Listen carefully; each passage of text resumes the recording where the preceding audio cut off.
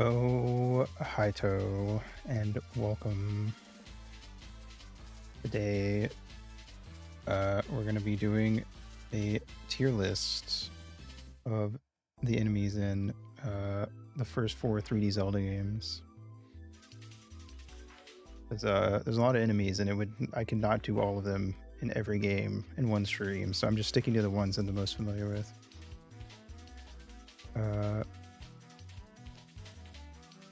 And arguably the ones the most people played in this era. I feel like the 3D Zelda games did a lot better at this time than the 2D ones. Could be wrong, I don't know. Anyway, first we gotta guess a game though.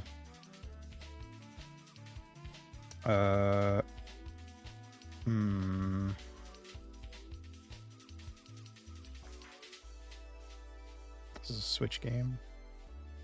Maybe not. No. It's everything but Switch, apparently.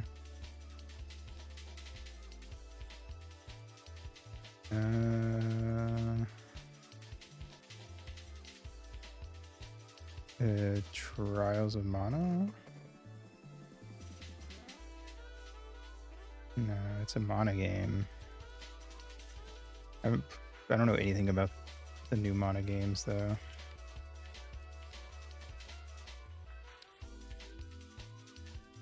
Oh, I got it. Okay, cool. Just by chance, but I got it. All right. Cool. So we're just going to go game by game, one enemy at a time.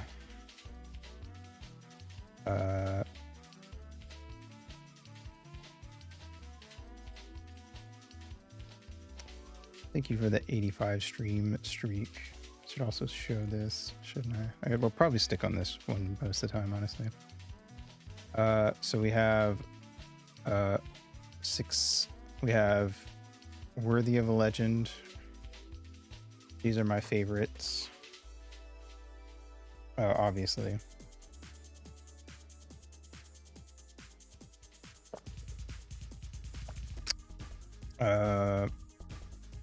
We got Fun Idea, Execution. These are good ones, but they're not like top tier. Just more of like fun, pretty good, you know. I like them, but they're not amazing or anything.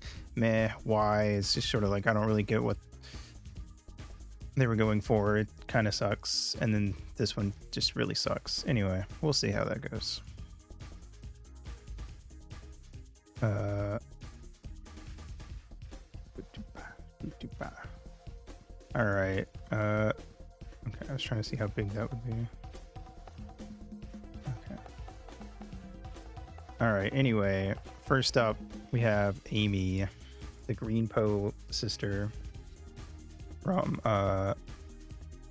Ocarina of Time. She's definitely my least favorite of the Poe sisters because you have to do the block puzzle and then you just fight her like the exact same way that you did for Beth and what's the other one's name? Joelle. That's it. Is it also because she's green? That too. How dare she be green? If I were green, I would die. I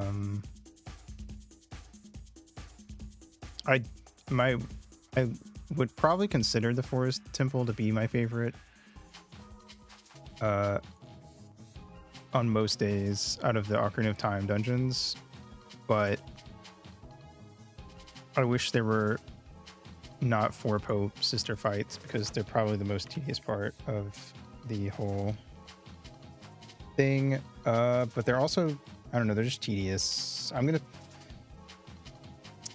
put her in Y because I don't know why we needed a third fight that's the exact same. And also I have to do a block puzzle before I can even do the fight. Let me try something else. Alright. Oh wait, here, let me do this also while I'm thinking about it.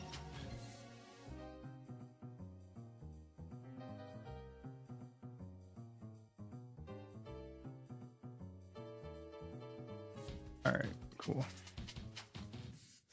Anyway, let's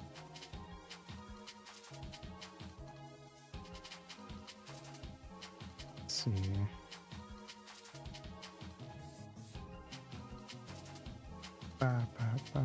Okay.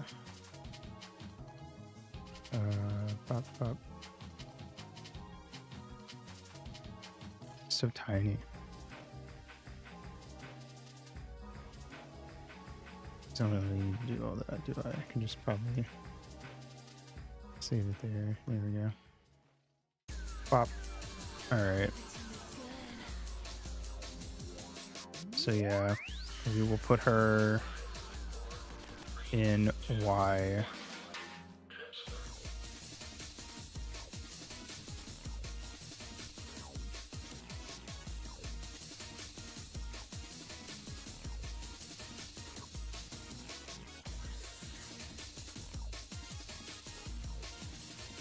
It's maybe too small. Let's make it a little bigger. We'll do 90. Okay. That's a little better. Okay. Bam. Alright. Anyway. Next we have the Anubis. The gimmick with this guy is that you have to kill it with fire. Which is not very difficult, to be fair. The only time these guys are annoying is if you're out of magic. But they do give you a thing in the room to kill it with, but it's still kind of annoying to do versus using like dense fire or something. They're not very difficult, though. You have, I mean, you're either going to have fire arrows or, I mean, I guess you don't technically have to have either to get here, but they do give you a way to fire. I don't know.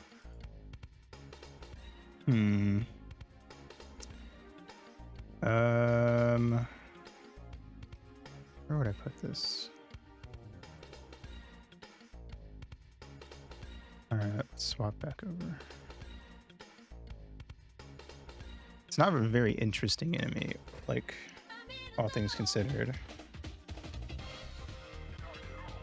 Very basic, but it is, like, unique enough. I'd put it in meh, I guess. Like, it's fine. Alright. Let's see. Next we have the Armos. There's a lot of different Armoses.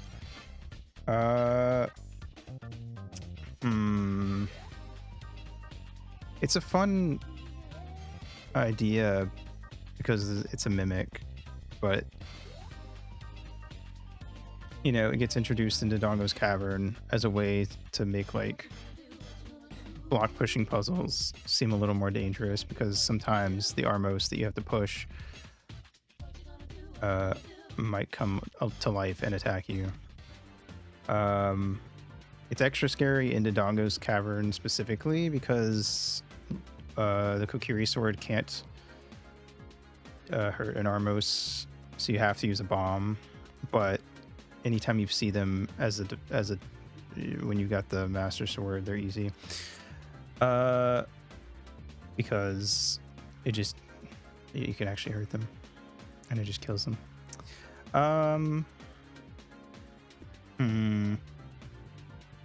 It's kind of a fun design.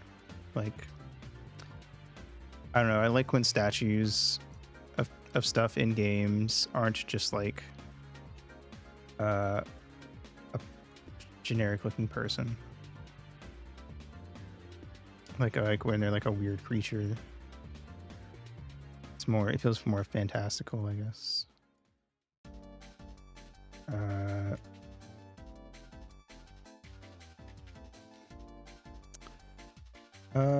I'm gonna put it in pretty good because I feel like it's gonna give you a startle the first time. And make a couple of the rooms feel a little more than just walk in, push thing onto switch, leave. So, but I feel like by the time I feel like anytime you see them post Dodongo's Cavern, they've already kind of lost some of their interest factor, fear factor. I don't know. I feel like they work the best in Dodongo's Cavern because that's when they're the most threatening, but also new. Anyway, speaking of Dodongo's Cavern, we got baby Dodongos. They just come up out of the ground and attack you, and if you hit them, they roll over and explode.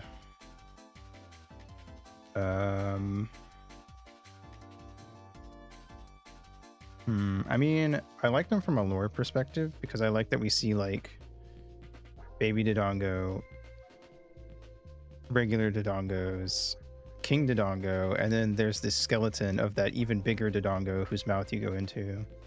There's like these different levels of scale, like this idea that like they start off being smaller than Link, but then they can potentially just be like fucking massive. Gargantuan even, if you will. I don't know. I like that like you have different versions of the same enemy at different phases in life. It's kind of like a very like a show don't tell kind of form of world building. So I don't know, it's pretty neat.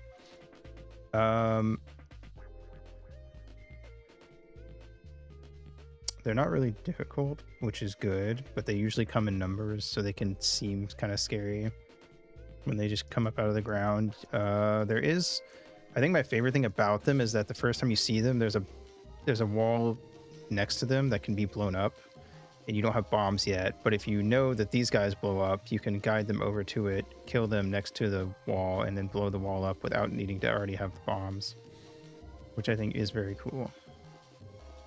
These guys only appear in Dodongo's Cavern, so they don't really overstay their welcome. I think they only appear in 2 rooms that I can think of, maybe 3 max. I'm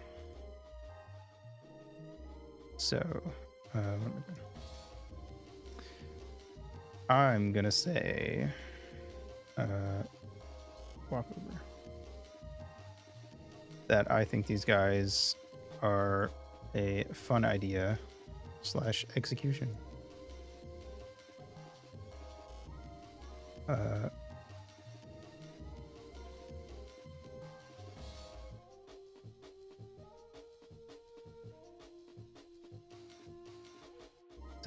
don't know, good theming that so many of the enemies in Dodongo's Cavern are Dodongos, which seems like it should be obvious, but if you played a lot of RPGs, you'll know how common it is to like walk into a place and just see like a recolor of the same enemy you've been seeing in every other dungeon.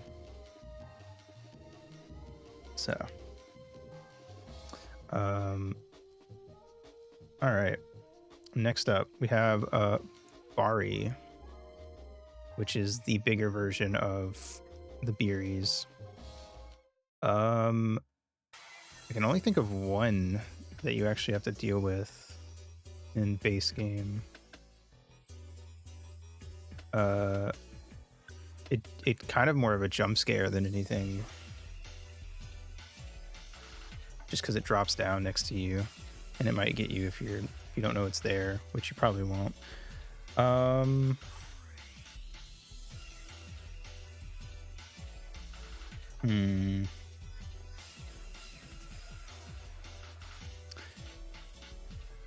I guess you could also argue that it kind of incentivizes you not to go down the place where it's at until you know that you need to do that. Maybe. I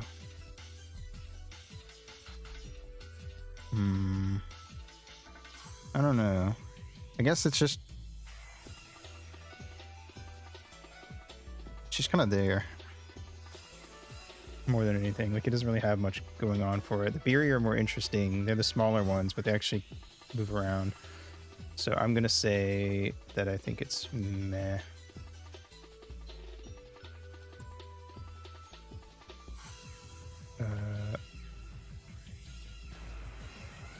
just doesn't do anything like super unique or interesting. I don't know. I mean, it's a jellyfish. That's probably the coolest thing about him, is it's just a big jellyfish. All right, Beamos.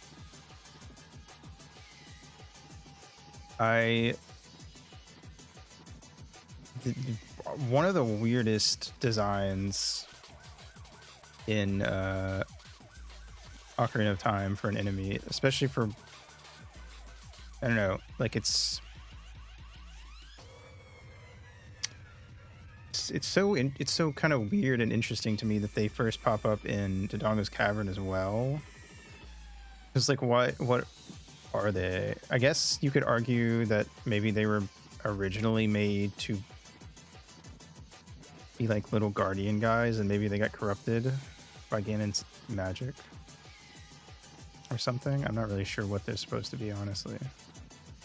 I'm actually gonna see if there's any trivia listed here. Because they don't look like this in every game too. Like,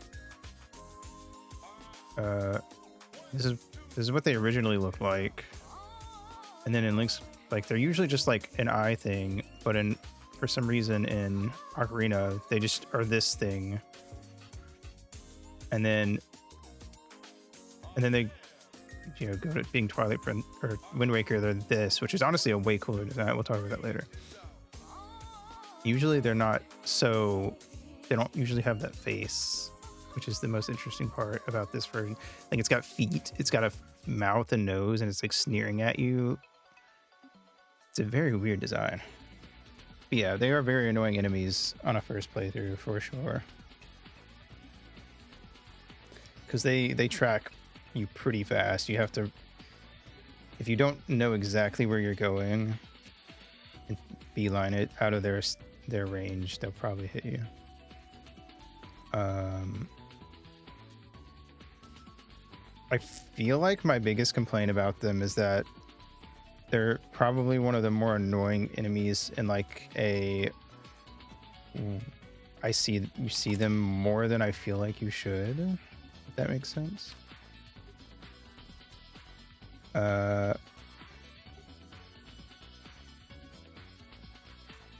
know what? I'm gonna put specifically the Ocarina of Time ones and why, because why do they look like that? And their placement in a lot of dungeons feels very strange. It makes more sense to me to see them in something like the Spirit Temple or in Ganon's Tower, but why Dodongo's Cavern?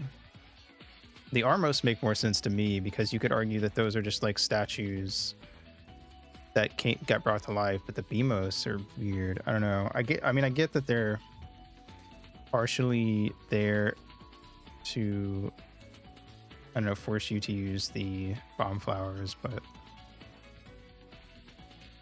I don't know. They're also kind of annoying because if you don't hit them right, sometimes, even though it feels like you should have killed them, sometimes it just stuns them instead. It can be very finicky. Anyway, Beth, the Blue Po sister. I would say Beth is, for most people, Beth or Joelle will be, I'd argue for me as a kid it was Beth, because I forgot to go backwards to fight Joelle, and it took me beating the game like 10 times to get to the habit of actually doing that every time, because you actually need to go back, beat Joelle. Well, actually no, you need to beat Beth, then go back, beat Joelle, and then you go back and hit okay, yeah, I switch. It's kind of that, it's probably the most wucky part of the Four Simples. Anyway, oops, didn't do that. Point being, Beth has a 50. Beth won't be the first one you see, but Beth may be the first one you fight. You do have to fight Beth and Joelle before you can get over to Amy. Either way.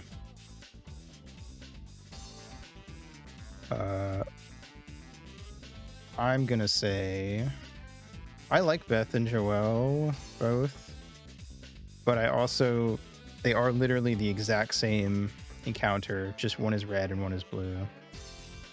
And I think that's probably the worst thing about them, but I still think shooting the paintings to get them is way better, And also it teaches you that you can shoot paintings to get to fight ghosts, which is important for the forest temple. So I'm gonna say Beth and Joel will go in meh. We'll get to Joel later, but I just think, you know,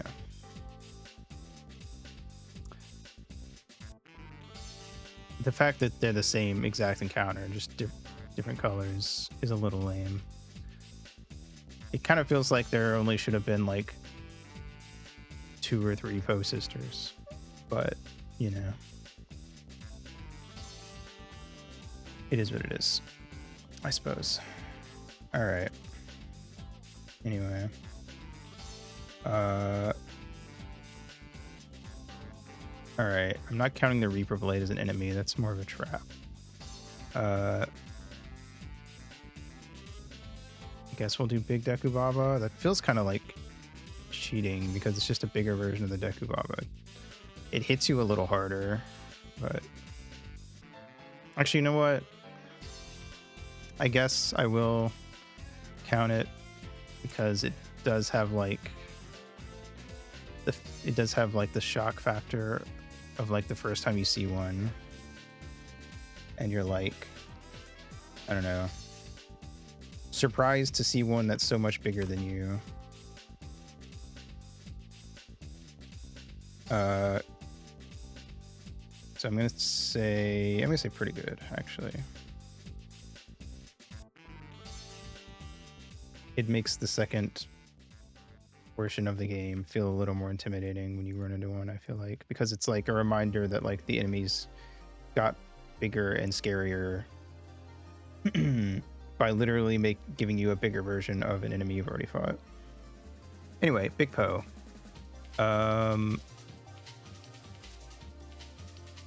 I don't like these guys because they're designed for you to be fought on horseback.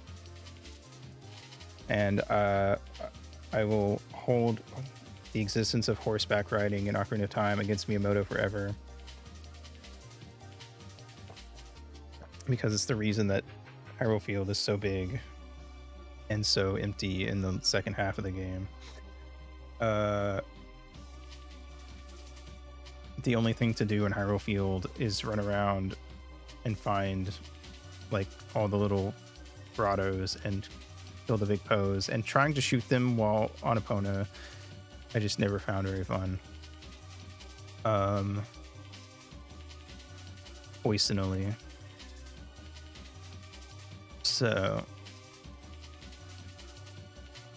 I'm gonna put them in. Also, the side quests they're tied to is not worth it in it at all. It's probably the worst side quest in Zelda side or in Ocarina of Time. I'm actually gonna say this sucks.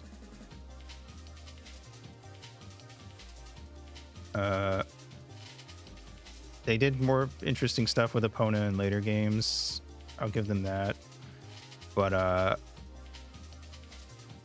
usually don't actually get Epona when I play Ocarina because I don't like the way the horseback riding feels in that game. Alright. I'm not going to do Big Skulltula because it's just a bigger Skulltula. There's really no difference there. I don't think it's worth putting in. We already do Beery. The Echoes of Wisdom thing is very cute for them. Alright, anyway. I don't know why I went to the thing. I should have just done that. Anyway. Damn.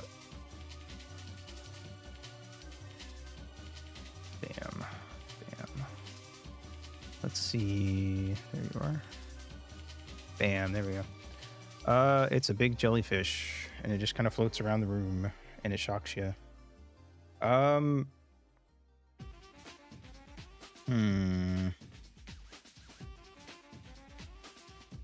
to think where I'd put this. There's an interesting thing about the enemies in this dungeon about how some of them will hurt you if you try to hit them with your sword.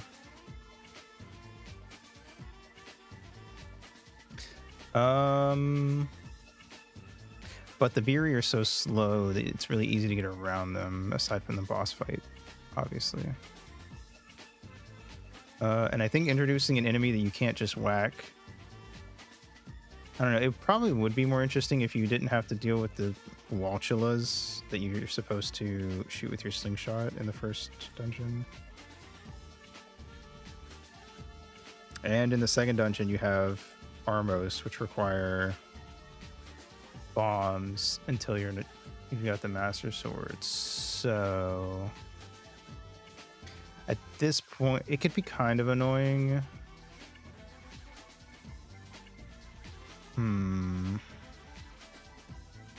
This is tough.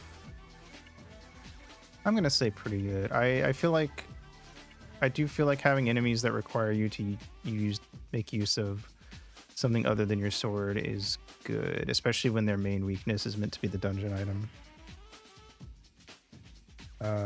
So yeah. All right.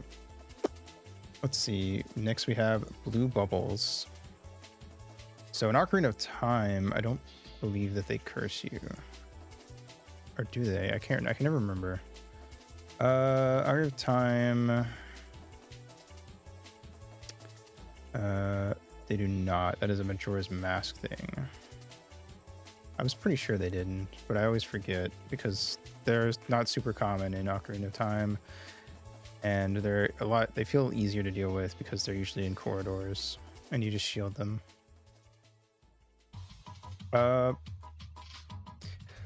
Bubbles are interesting. I don't know, just in general, they're kind of an interesting enemy because they're an enemy the ideal way to fight them is to just let them ram into your shield and then the flame around them disappears.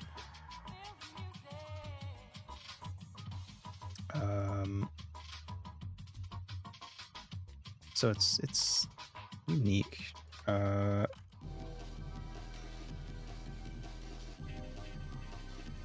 Emos could have been cooler if they were puzzles or texts with redirecting their lasers. This is true. There should have been more usage of that with the mirror shield later on. I do agree. I'm gonna say blue bubbles are meh, because like it's kind of annoying to have to chase them down. They're pretty hard to hit once they start bouncing around on the ground after their thing goes away. And it's more of it's enough of an annoyance that I think it's usually worth not even killing them, and if you don't have to, it's better to just try to avoid them or maybe tank a hit just to run away from them, honestly.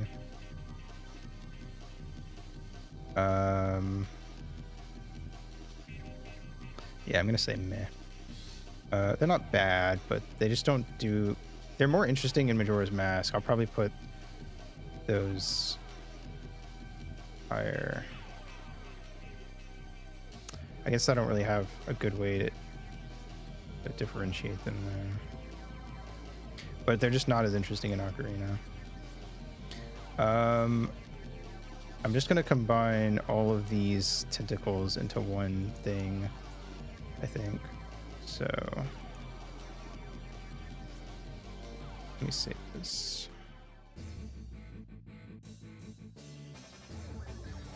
I think my thing with the tentacles is I like that they're very thematic. Like, it's an enemy that only makes sense in Jabu Jabu. And that's cool. I like that. They're not very difficult to fight once you get the hang of it, but maybe I'm biased because I've just done it so many times. The fact that beating a monster opens up a part of the dungeon.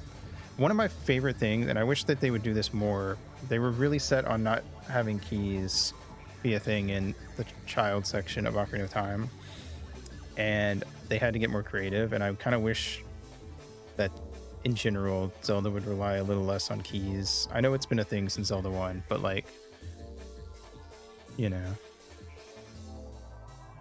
some of those dungeons really just throw keys at you like crazy, like the fucking water temple. I'm gonna say fun idea execution because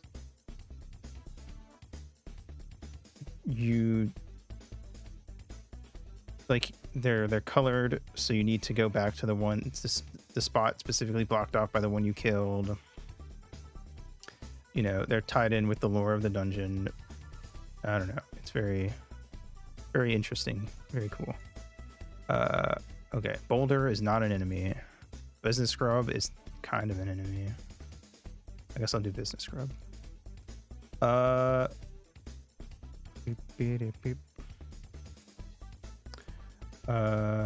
Let's see. Let me delete these real quick. All right, Business Scrubs. I'm gonna count this because you can die from them shooting at you. I think it's funny. I know that some people would probably go, why do they shoot at you if they're merchants? But I think it's funny that they shoot at you, and then if you hit them instead, they're like, oh god, I'm so sorry, please let me sell you overpriced items, make up for it.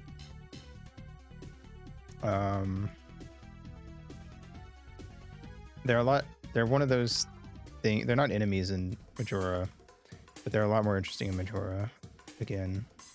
But I think it's a funny idea, and they're just one of the many ways that Ocarina of Time really tries to make sure you always have access to like replenishing items by having these guys around. So I'm gonna say pretty good.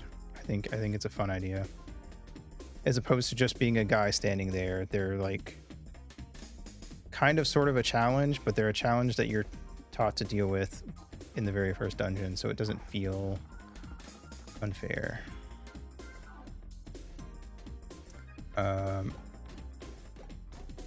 All right, Club Goblin, Moblin, wrong thing, wrong name. I mean, they are, you know.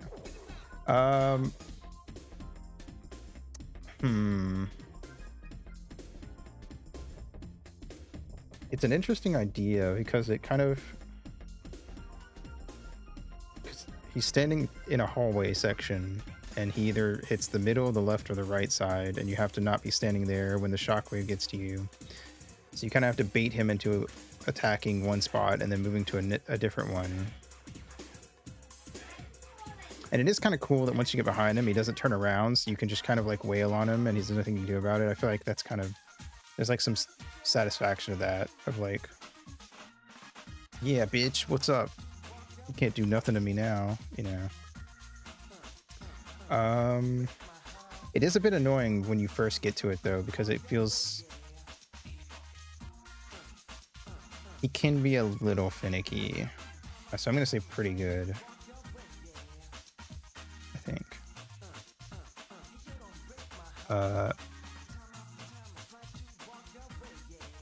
He is also very large and is probably going to be intimidating your first time getting to him.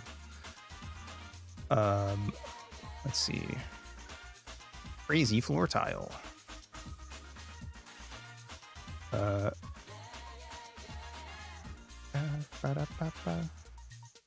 Bam. These guys. They're dumb, and they're completely optional. So every time. So honestly, I don't know if I'd say this sucks, but why? Because like, why are they in the game if I can just walk out of the room and not deal with them? You know?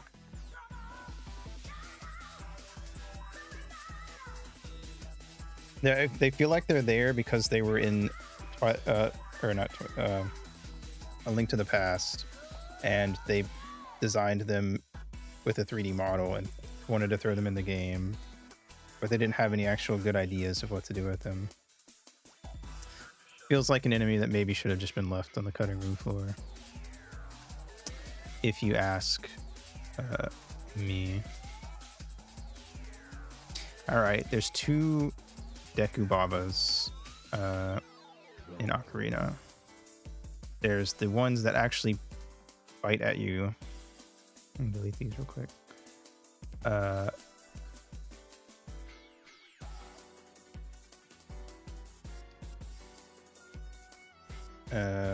like these guys.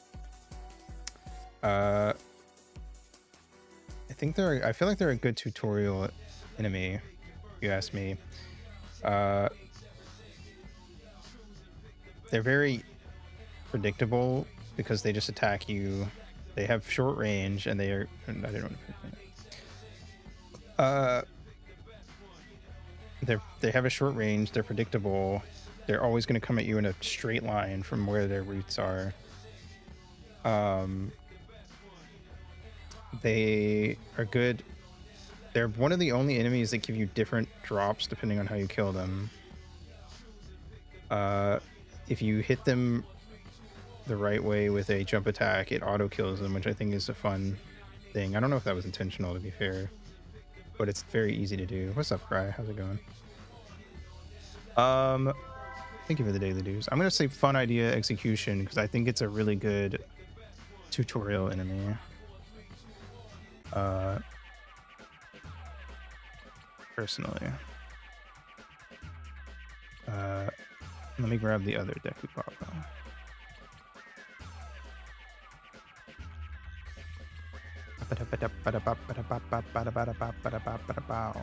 All right, these guys, they just stand there. They wiggle a little bit, but this is the first enemy you'll encounter. Unless you go into Lost Woods and manage to make your way to the Sacred Forest Meadow where the Wolfos is, but you'd have to know how to get through there or just get really lucky. And then if you do that, I feel like there's kind of something fun about like accidentally stumbling across the Wolfos, but I guess you could also go to the Deku Scrub as well. Anyway, this is intended to be your first enemy, and it literally can't do anything except let you kill it, which I think is fun. Something that I wish more games did, and I feel like this is something some people don't like because it feels like, I don't know, baby mode, but I like when games start you off with an enemy that, like, literally, because Ocarina of Time was the first 3D Zelda, literally this thing just exists to be like, go up to something and swing your sword and it will hit it. Link's default sword swing when he's standing still is just a horizontal slice. And so it makes sense that these guys would be easy to kill with that. I don't know. Fun idea execution. I think the Deku Babas in both forms are just really good tutorial enemies to teach you how fighting in this game works. Also, they give you Deku Sticks, which are a really good early game item because they do more damage than your Kokiri sword with the trade-off that they break when you use it. And they're easy to farm off of these guys because they grow back after a few seconds when you kill the ones that just stand up straight. How am I carrying that giant sword? I'm just that epic. My muscles are so rippling. I'm like Conan the Barbarian, but cooler.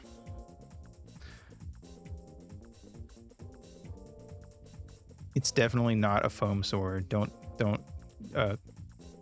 get any closer to it to like try and find out. Don't worry about that. It's definitely my huge muscles.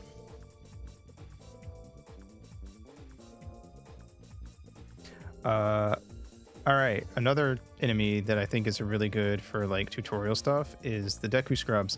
I always really liked the Deku Scrubs because they aren't just enemies, but they talk to you when you beat them, and they give you hints. And it's a really good example of like adding, I don't know, dialogue and role playing and stuff to inside the dungeon. You know, there's the one that you fight that teaches you that if you hold forward on the analog stick when you fall from high up, that you'll roll to avoid damage as long as the fall isn't too high. And then there's the one that's like, hey, if you want to beat my brothers, remember 23 is number 1, which is fun. And then you have the 3 that guard Goma's lair, of course, that you have to do 2, 3, 1 on. And I always liked that the last one you do has like a sort of like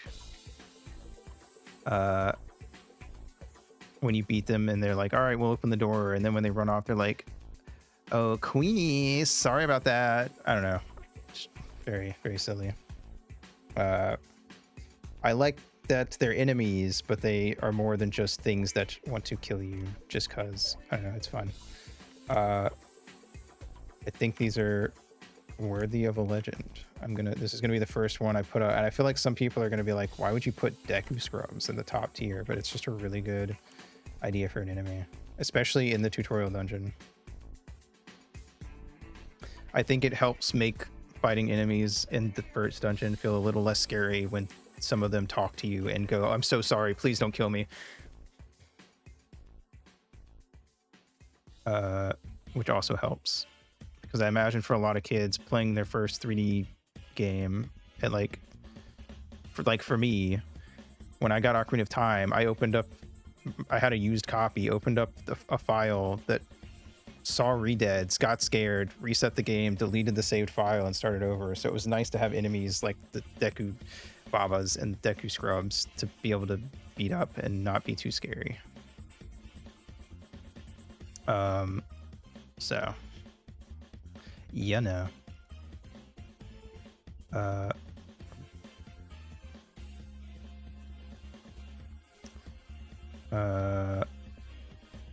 All right, Dinalphos. They first appear in... Where did the Dinalphos first appear? Because you fight Lizalphos in Dodongo's Cavern. I think the Dinalphos don't appear into a Spirit Temple.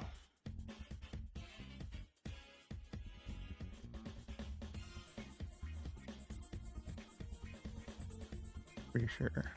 Anyway, they're just harder Lizalphos. They're actually easier though, because the Lizalphos are meant to be fought as a duo that swaps back and forth when you do enough damage to one of them. These guys just kind of keep coming at you, which actually makes them really easy to just like... They try to rush you, but honestly, if you just rush them first, it's really easy to stun lock them and just like push them into a corner. So I actually find them less interesting overall than Lizalphos personally. So I'm gonna put them in the meh tier.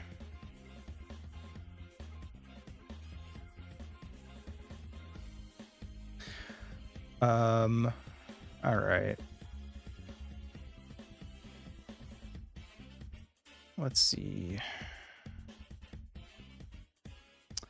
All right. Next up is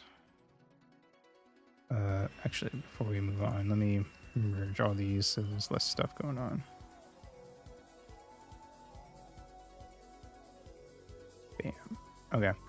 And let me get rid of a lot of these that I have saved. Okay. There we go. Dodongo. I like these guys for similar reasons to the baby Dodongos. Well, just because, I mean, one, it's literally called Dodongo's Cavern. It's cool to actually be able to fight Dodongos. Two,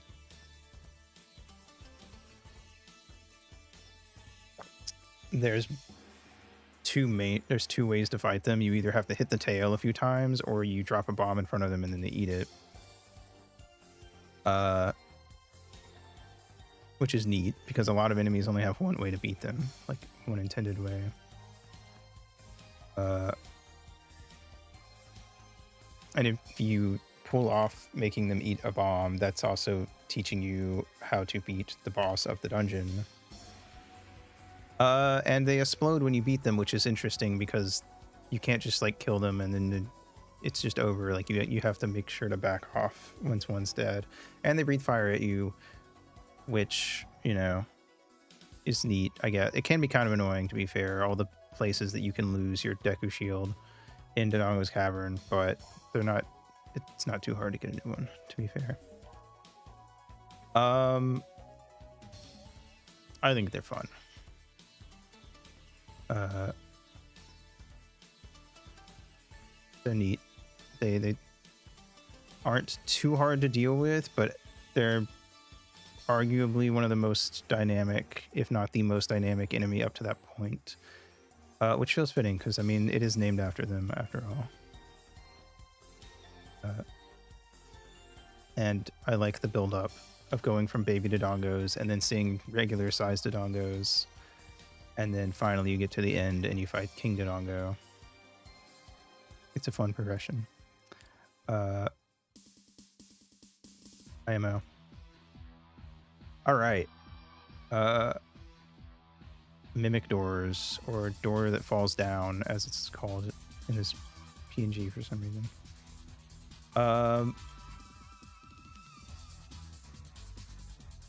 They're kind of fucking assholes, honestly, but it is kind of satisfying that you get rid of them by blowing them up with a bomb. I'm gonna say pretty good because I think that they're a little overused in the fire temple. But other than that, it's a fun idea. It catches you off guard the first time, and that in and of itself is kind of fun. I just think there's, I don't know, one of those enemies that I think should be used like two, maybe 3 times, and not in such quick succession as they are in the Fire Temple. I don't know.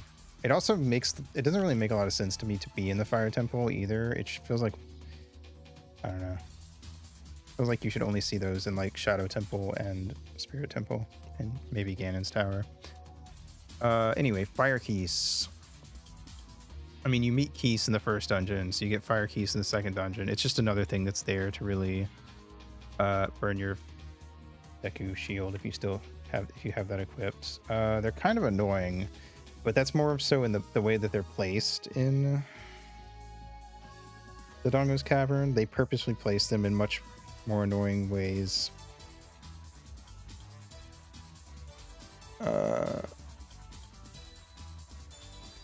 So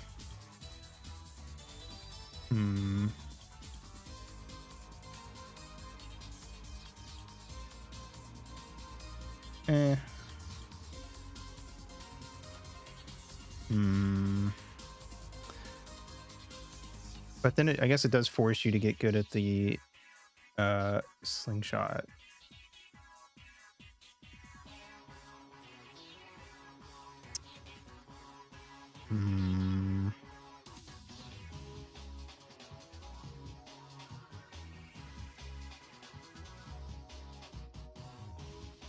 I'm gonna say meh.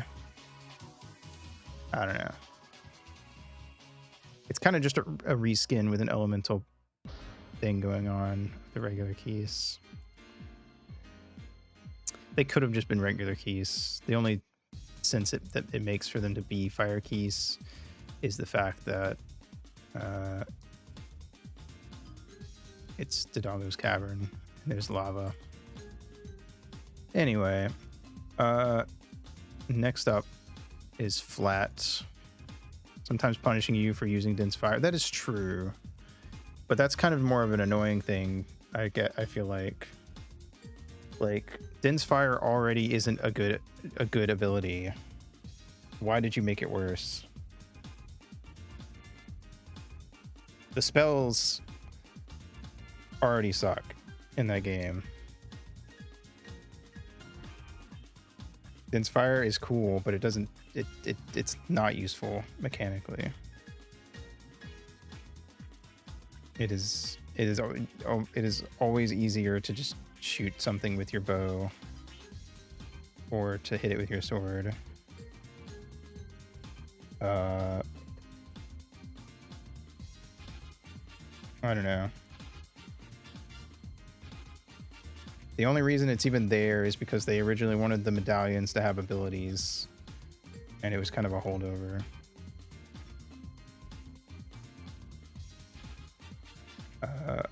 Anyway, Flat, the younger, who helped compose the Sun Song and was doing research on time manipulation via the Ocarina of Time, is cool because he's an enemy, but he also has lore and shit and is tied directly into like the game. And if you interact with him and his brother and all that jazz, I don't know, it kind of builds up the lore of the Ocarina of Time and all that. So I'm gonna say fun idea / execution. Let's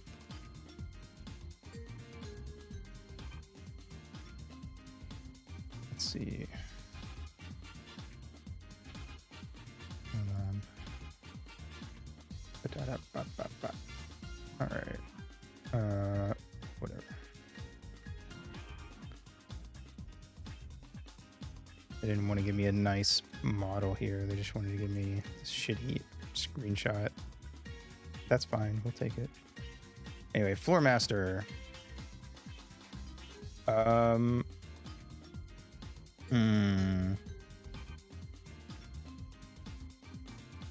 Ironically, one of the times that Din's Fire would be decently useful, but the spin attack is better. The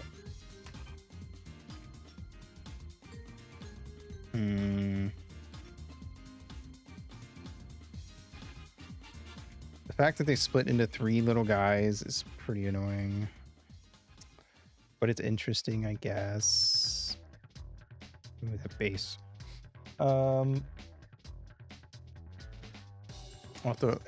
at this rate, I have no idea how many of these games we'll actually get through today. I may have to do 2 of these just to get through these 4 games. I'm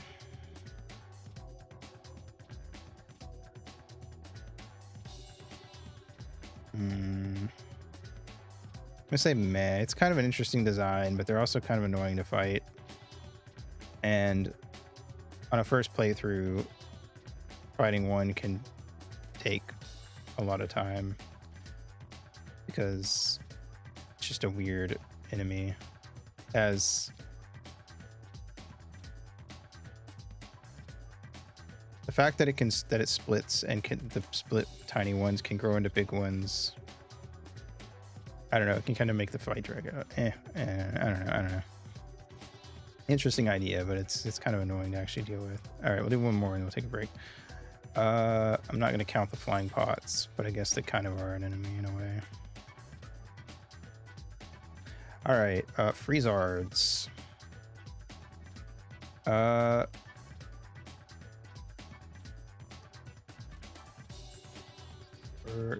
guess, yeah, first enemy that you encounter that can freeze you. I don't think you can run into any ice keys until after you would run into a Freezard. I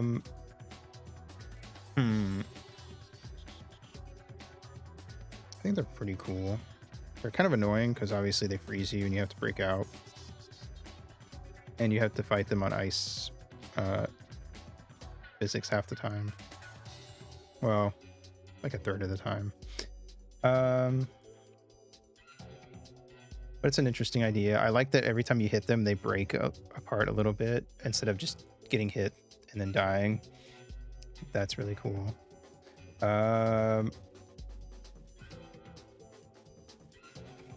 They can be pretty tough, but by this point in the game, I mean, you're pretty far in. You've already beaten 5 dungeons, so I'm gonna say pretty good.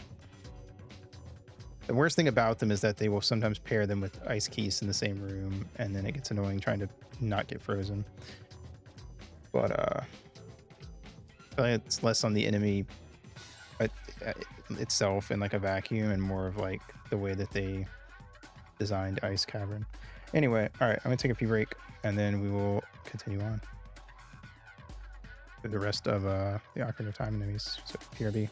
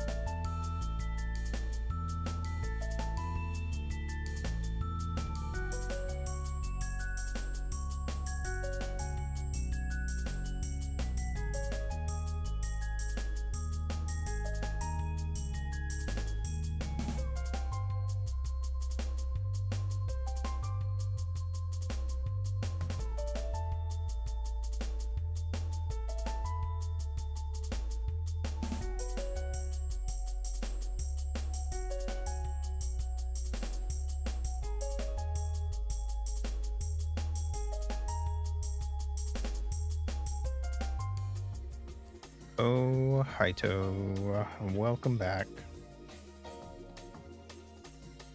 All right. Next up we have the Gerudo guards.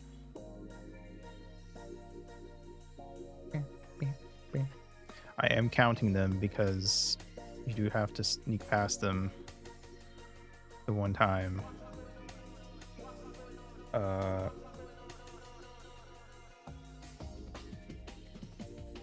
Yes. I'm too good to be taken out by any of these enemies.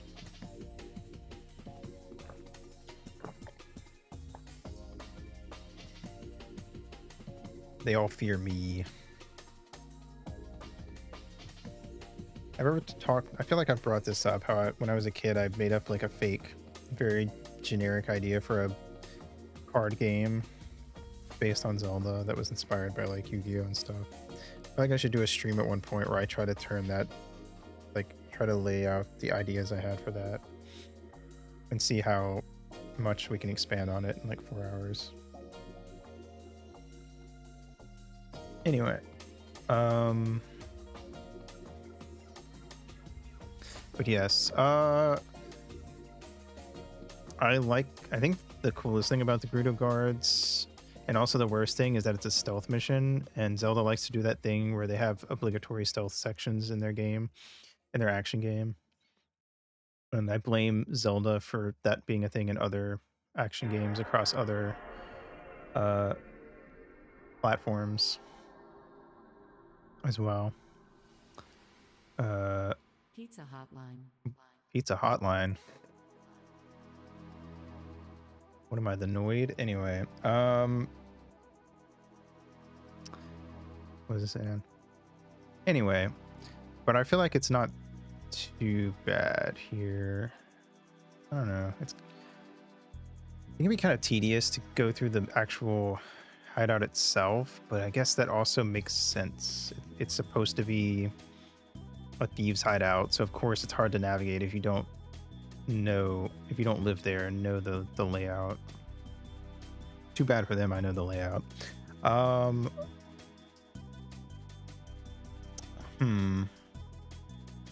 really think this is one of those things where, like, it depends on who you ask. Some people are really going to hate this part of the game. But I feel like having an enemy that doesn't just outright bum rush you and try to kill you on sight is a nice break. I think the worst thing about the stealth section of Wind Waker is that it happens so early on before you've gotten the chance to be sick and tired. I mean, you haven't really had any fighting to begin with, which I guess is the idea, is that it's supposed to be like a part of the game where you don't do a lot of combat, but like I feel like they should be trying to focus exclusively on making you do sword and shield combat at that point in the game, in my opinion.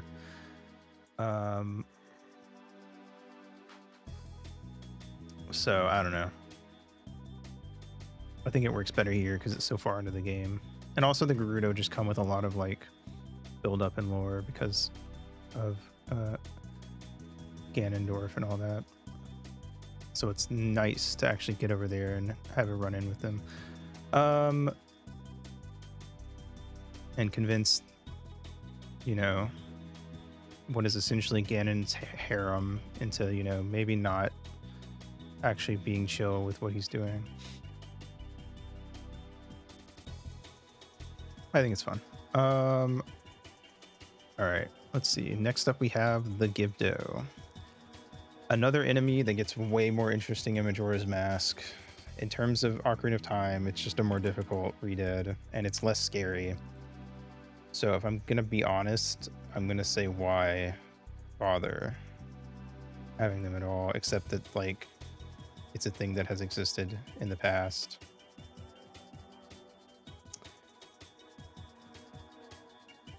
I'm pretty sure that in Ocarina of Time, they don't even have the thing where hitting them with fire turns them into a redead. Let me check.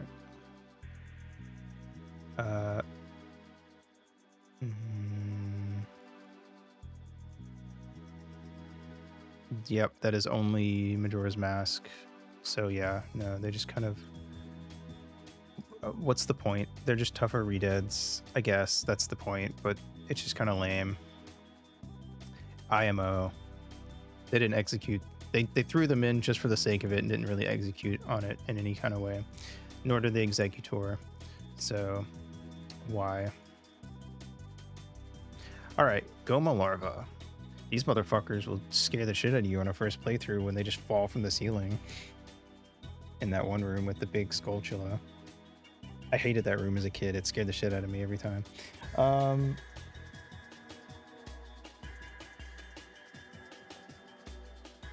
But similar to the whatchamacallit, the Baby Dodongos, I like that they're like tied into the lore of the boss and stuff. There's not really that many of them. I mean, if you're good at the Goma fight, you'll only run into the 3 of them that pop up in the big Skulltula room. But it's neat that you like see them. If you know that they're there and you look up, you can shoot them before they hatch, which is cool. Which if you do that, it also teaches you that when you fight Goma and she lays the eggs, you can break the eggs before they hatch there. The fact that if you don't know to look up, they jump scare you, it's kind of a fun idea. And also the fact that you see where they come from if Goma gets a chance to do it in her boss fight. It's very cool. Well, it adds some lore and stuff to the dungeon. Makes things feel more connected. I like when the whole of the dungeon feels very connected to itself, and you don't have a lot of rooms that just feel like a room that is just isolated and it's just there for the sake of it, you know. So fun idea, I think. All right, next up is the gold Skulltulas. So obviously in the Skulltula house there's those guys that are cursed into being Skulltulas and they want you to save them. And like that in and of itself is pretty cool. My problem is that I just feel like the rewards you get, especially the 100 gold Skulltula reward, fucking sucks. And it just doesn't feel worth it. Thankfully, hold on. There's rewards at 10, 20, 30, 40, 50, and then 100. The 100 one isn't worth it. Zelda likes to have those side quests where you go around finding all these things and then you get a reward after doing a ton of them, and finding every single one, and then you know, the actual reward itself isn't worth much. I'm trying to look at the rewards. I can never remember the order because I never do it.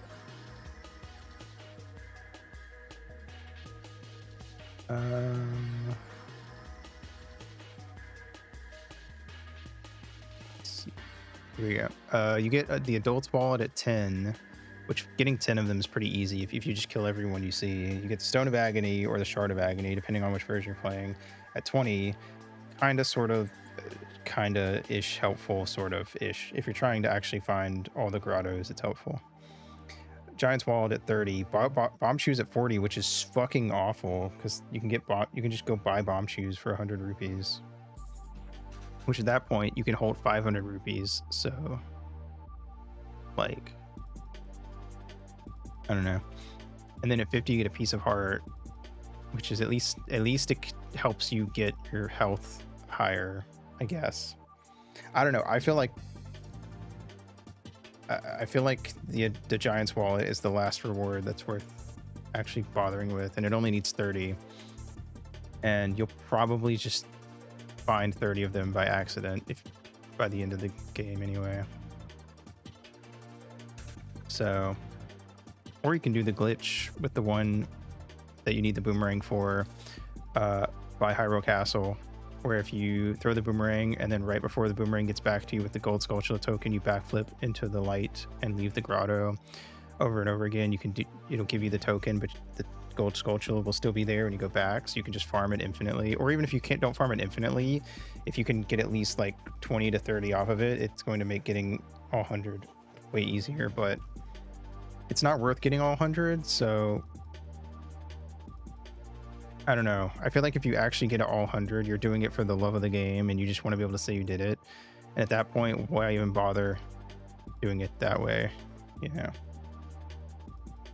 the only real reason to do it would be if you specifically wanted like the Giant's wallet and you just felt like that was the way you'd rather do it, is just by waiting until you had the boomerang and then farming 30 off of that one. I don't know. It's fun to know that that's a way to do it, but it's not like that useful. I don't know.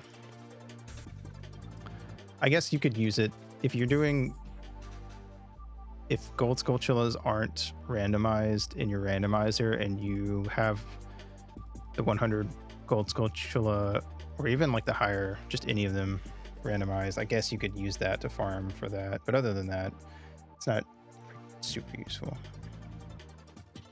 Anyway, I'm gonna say I'm gonna say meh. It's a fun idea, I just don't think it's executed very well because it just doesn't feel worth doing. It very much is a side quest that you do for the sake of doing all the side quests, not because the rewards are particularly worth it. Anyway, green bubble. It's like a blue bubble, but it's green, and yeah, I don't really, there did not need to be a blue bubble and a green bubble. I don't really get the point. Hi Toby, what's up? So I'm gonna say why. What was the point? Just have the blue bubbles. In Ocarina of Time, at least, they're the same. In Majora's Mask, I get it, because there is a difference, right? But, you know, nice. Welcome home. But in Ocarina of Time's case, I don't really see the point in having green and blue bubbles, you know? So I'm just gonna, so why? Why bother? All right, hold on. For this next enemy, I want to see if it has the Navi's thingy. Destroy it before it flies into you is what Navi has to say about the Gways. And the reason I bring that up is because I had an argument with a kid I knew, who, because she says destroy it before it flies into you, and he thought that meant when the Gway hits you, it like goes inside of you like some sort of fucking eldritch monster, like clawing its way into you. And I was like, that's not what that means. Flying into you means that it flies and it hits you and deals damage and then goes away and comes back to fly into you again, you know. But like, he was very insistent that they would not use the phrasing into you unless it was actually going inside of you. And it was a really annoying argument because I was like, you're so stupid and so wrong, but you just won't listen to reason.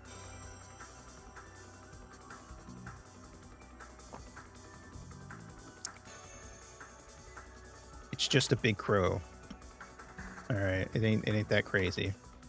Anyway, meh. They're just birds that fly around and they're kind of annoying. They're basically just keys that appear in overworld areas where they felt like keys wouldn't make sense. They can be kind of annoying. They pop up in there's like 10 of them or something in Lon Lon Ranch at night when you're a kid, and they're kind of annoying if you're going there for the gold Skulltulas that only appear at night. They will start swarming you if you don't take them out, so they can be kind of annoying, but most of the time they're not too bad, I guess. They don't do a lot of damage or anything. Anyway, let's see, what's the next thing? Oh, yes. All right. Okay. Next up is Ice Keys, and all I have to say is these guys fucking suck. I hate them.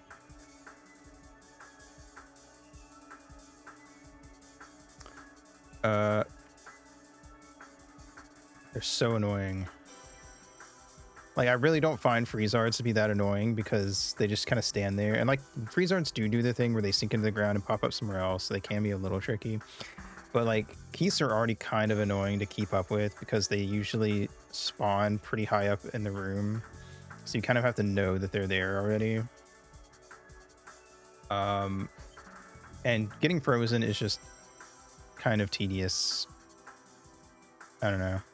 And again, they love to put the ice keys in the same room as Freezards. So you go to fight the Freezards so you don't get frozen, and then you'll get frozen by an ice keys that dives down on you while you're focusing on a Freezard. I just find them very annoying. I don't know. I think it's a little overkill, if I'm being honest. It very much comes across like they wanted to do way more with ice level stuff, but they had to cram all the ice stuff into the ice cavern. So, you know, it feels like very, I don't know. Some of those rooms in there feel very cramped with ice enemies, and it can be kind of annoying. Anyway, let me merge all these together. All right, next up is the Iron Knuckle. Both an enemy that is very intimidating when you first fight them, forces you to, because they have 2 attacks, so you have to learn whether they're doing the slam attack or, well, vertical slice or the horizontal slice. The fact that they have 2 phases and then the second phase to get faster because some of their armor comes off is really cool. They tie into the lore of the Spirit Temple, which is very cool.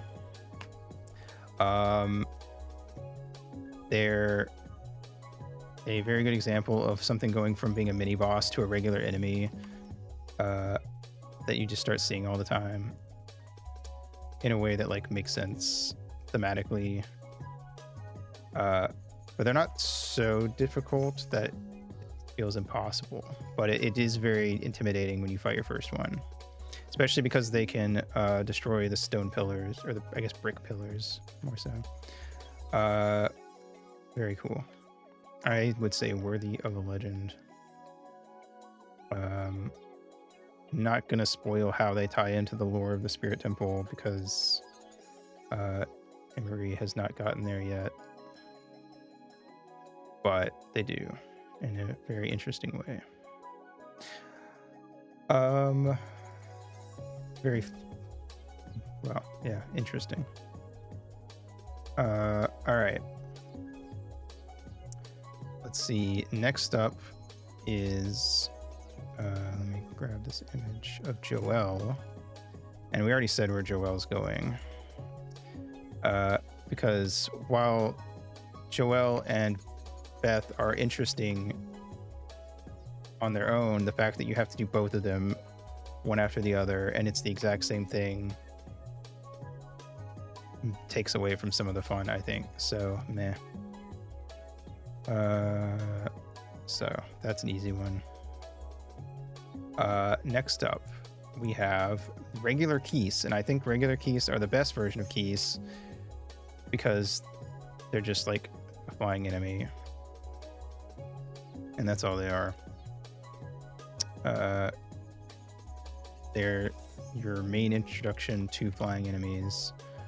And I am going to put them in pretty good. Because they're kind of annoying sometimes. But I think if there weren't fire and ice Keese and it was just regular Keese, I don't know. I would prefer that personally. I will admit, they're kind of one of those enemies that I think they're only even there because Keese are like basically the main enemy you see in a lot of early dungeons in Zelda 1, and they've just been like a staple enemy from day one. Same with like Octoroks and Moblins. So you got to have keys, unless you're Majora's Mask, and then you have Mad Bats for some reason. But yeah, I don't know. It's a bat. I like bats, except when they try to eat me. But you know, I guess that's a separate issue. All right.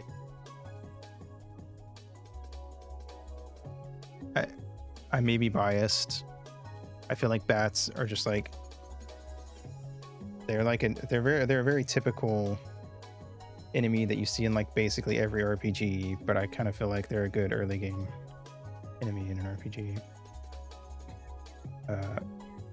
Since they're one of those animals that's kind of like treated as being a lot scarier than they actually are because of their associations with things like vampires. Anyway, levers, also a classic Zelda enemy from Zelda 1. They're kind of annoying, but they don't pop up a lot. But they are annoying because they just they just spawn infinitely, and I think the fact that they spawn infinitely is my main issue. Just kind of like, I don't know. I'm not a huge fan of when enemies just spawn indefinitely forever and ever and ever, no matter how many you kill. Stall children don't bother me because those only pop up at night when you're a child.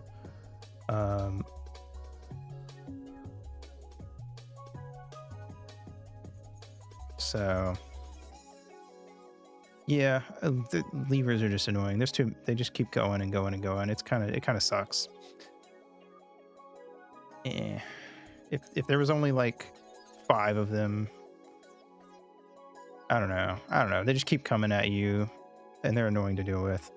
I find them annoying. You can run past them and just tank the hit, and that's nice. But like, they just kind of keep going, so it's kind of like meh. But they don't pop up in too many areas either, so it's not like they're all over the place. One of those enemies that I do think is kind of there mainly because it's a staple enemy in the franchise, which you don't really get in the newer games. They're very picky about which. I mean, I guess Tears of the Kingdom did bring back a lot of enemies, to be fair. Breath of the Wild was very limited. It was actually one of my main complaints about Breath of the Wild when it came out, was that they just do a lot of recoloring of the same enemies. Anyway, likes. They're called likes because they like your shield, and they will eat it, and also your tunics, except for the green one. But that's because you can't actually buy a Kokiri tunic, so they obviously can't like take that from you. That would be fucked. But they will eat your shields, and that's kind of annoying. But not that annoying. I don't know. The most annoying thing about likes is that their iframes are hard to follow, even for me, who's beaten Ocarina of Time and Majora's Mask a bajillion times, because they just get iframes at really weird times of their animations. I don't know. And I think that's the worst thing about them, honestly, is it's just a kind of, they're a little tedious to deal with, because the best way to deal with them is to just shoot them with arrows from from like 10 steps back, or throw bombs at them.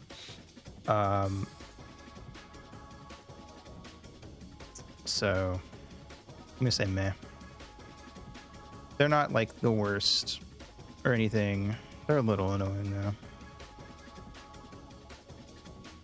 though.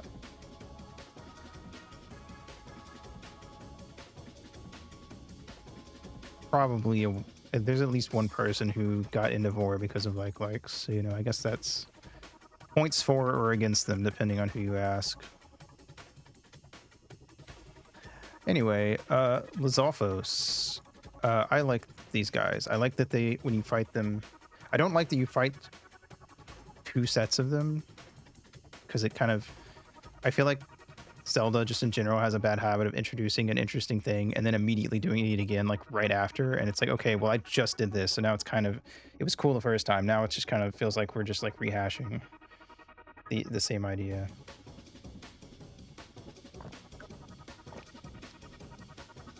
But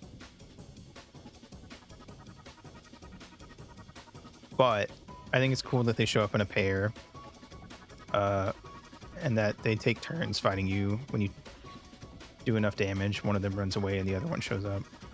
And if you try to chase down the one you're not fighting, it just keeps running no matter what. It's a really fun idea. I don't know. It makes you feel like, it really makes you feel like you're on the defensive. You're locked in a room with these two. They're swapping back and forth between which one's fighting you. It's a very fun idea, I think. So I'm going to say fun idea / execution.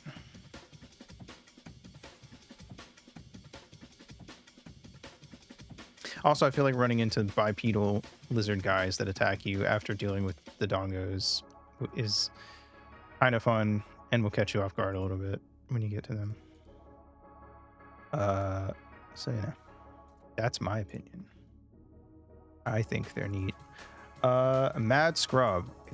I don't like these guys specifically in the sense that they don't talk to you the way Deku Scrubs do. Now, you could argue that that's because they're crazy. They're cuckoo for Cocoa Puffs. Maybe because of Ganondorf. I don't know. I wish that at least one or two of them actually would talk to you or something. I don't remember. What does Navi say about them? Let me check. If you get close to it, it will hide in the grass unless you defeat it first. So, yeah. It's just a guy who's really mad. It is funny fighting them because when you hit them the first time, they get up out of the ground and they start running around and you can chase them down. And that is kind of silly because they're like pitter-pattering around trying to get away from you. But it's just, they're less interesting from like a role-playing in-world perspective because they don't like interact with you. And you kind of expect them to after dealing with Deku Scrubs earlier on. I don't know. It feels like a downgrade. So, but they are little guys. And I don't know, but they are just a recolor, but I like that they go from being green to autumn colors too. And they are still good. They're just disappointing in a sense. So I'm going to still put them in pretty good, but I wish they had something going on like the Deku Scrubs do. Is my main issue, honestly. Anyway, next up we have Meg, the fourth Poe sister. The most interesting Poe sister. She has a unique battle compared to the other three.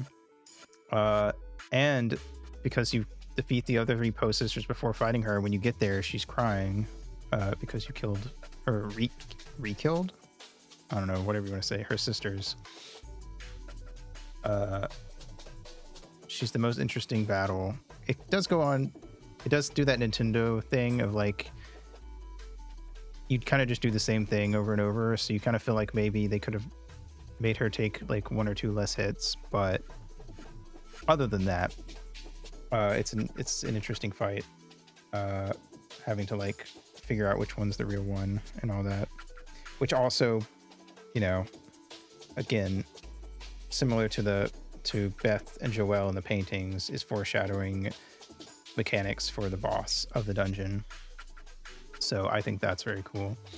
I would say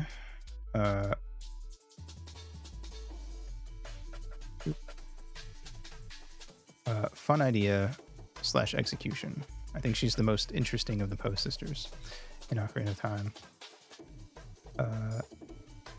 So yeah. All right. Next up is the irregular Moblin. They just patrol around the Sacred Forest Meadow when you're going to the Forest Temple, and it turns into a much less interesting stealth section compared to the Gerudo one, but it is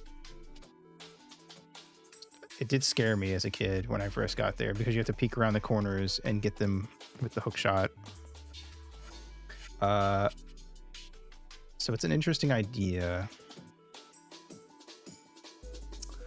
I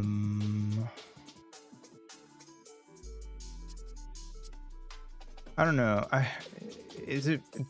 Despite this being my first Zelda, I find it, in hindsight, having played other Zeldas, I find it disappointing that you don't really actually get to fight moblins in like a more traditional way. I would have liked to see them actually do something with the moblins. I always found it weird that they were so big in Ocarina of Time too, because I don't get this sense, even in like the 2D games, that they're very big, and in all of the 3D ones where they show up, they're really not much bigger than you, except I guess Breath of the Wild and Tears of the Kingdom. They're pretty large, but they also look nothing like their earlier versions in that game. So they feel kind of like a totally different enemy, honestly.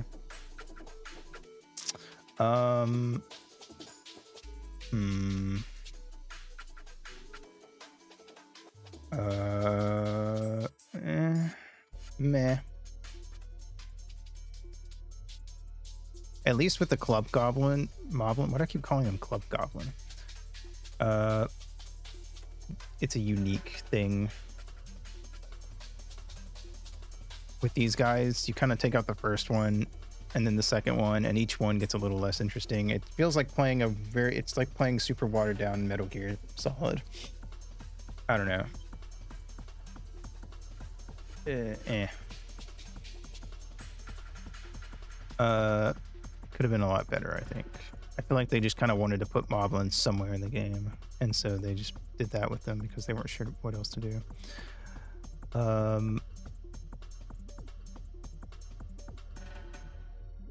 Yeah, I don't know. All right. Anyway, next up is Octoroks. I think Octoroks are cool mechanically because you have to, well, you don't have to, but you can knock their rocks that they shoot at you back at them, which is fun. They're very weird in the sense that, like, if you look at Octoroks in any of the prior games, they were land-based, not water-based. So these are water-based Octoroks, which... Hey Ray, what's up? Thanks for the daily dues. Welcome, welcome. To be fair, I think that that's more interesting here because they were going to just do Octoroks like normal. But I think the fact that they're water enemies is cool because they just kind of pop up out of nowhere, so that when you first get to an Octorok in Lake Hylia, it's going to catch you off guard. But it's, I don't know, it's interesting.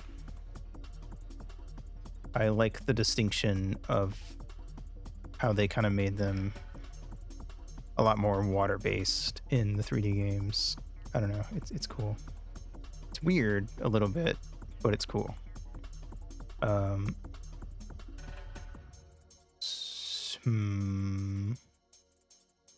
I would say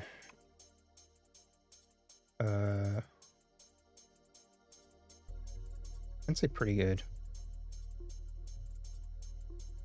I don't feel like they're overused or anything,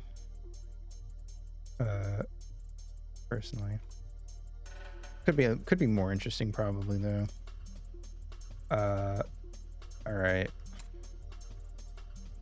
Next up is another one that completely changed, or changed heavily, is the P-Hat. It went from like little guys that go around the screen to big ass motherfucker that chases you down with saw blades. Very terrifying when you encounter your first one. Scared the living hell out of me.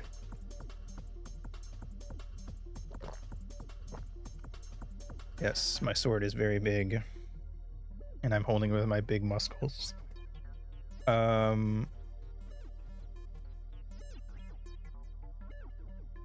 it's definitely not made of foam.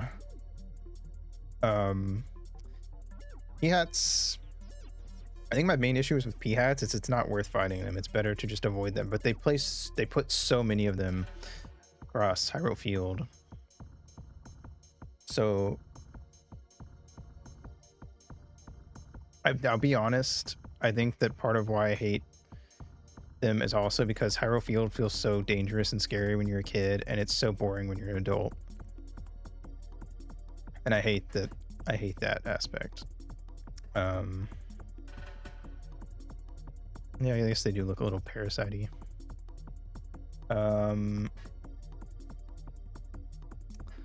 Yeah, I don't know. They're kind of just annoying to deal with more than anything. I don't really want to put up with them.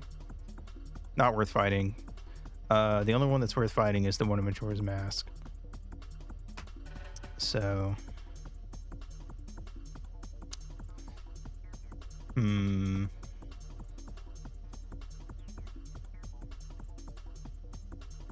I guess they really are just there to scare the shit out of you when you get to Hyrule Field. They kind of, but they almost feel like they're punishing you for walking off the beaten path as a kid, which kind of sucks. I get it because they want you to like get more comfortable with the game before you wander off, but I don't know. I'm gonna put them in Y because they're just like so annoying and not worth your time in Ocarina. And they just litter Hyrule Field with them. All right. Anyway, they also have babies that they send out at you, and those are annoying too. But I'm not gonna put them on the list separately. All right. Anyway, so we talked about Big Poe earlier, and I don't like the Big Poes because I don't like that they're something you mainly fight on horseback. But regular Poes, I think, are very cool. I like that there are ghosts because like this ties into the lore of Ocarina of Time with how there was the big war that took place when Link was a babby and everything. So it makes sense that there are like vengeful spirits around. Ties in with a lot of the fuckery in the graveyard and stuff as well. So I just think I think it's cool. It makes a lot of sense the more you understand the Hyrule that you see in Ocarina of Time, that these would just be all over the place.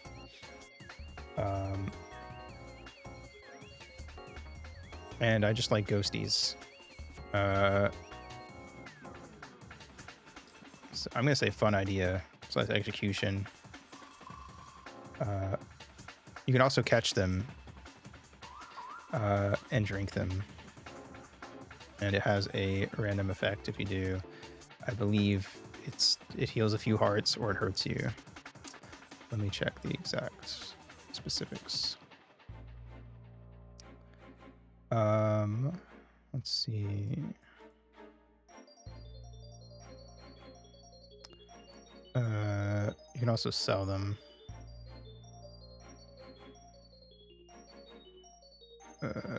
Doesn't say. Oh, I probably have to go to the item Poe. A bottle. Poe Soul or whatever it's called.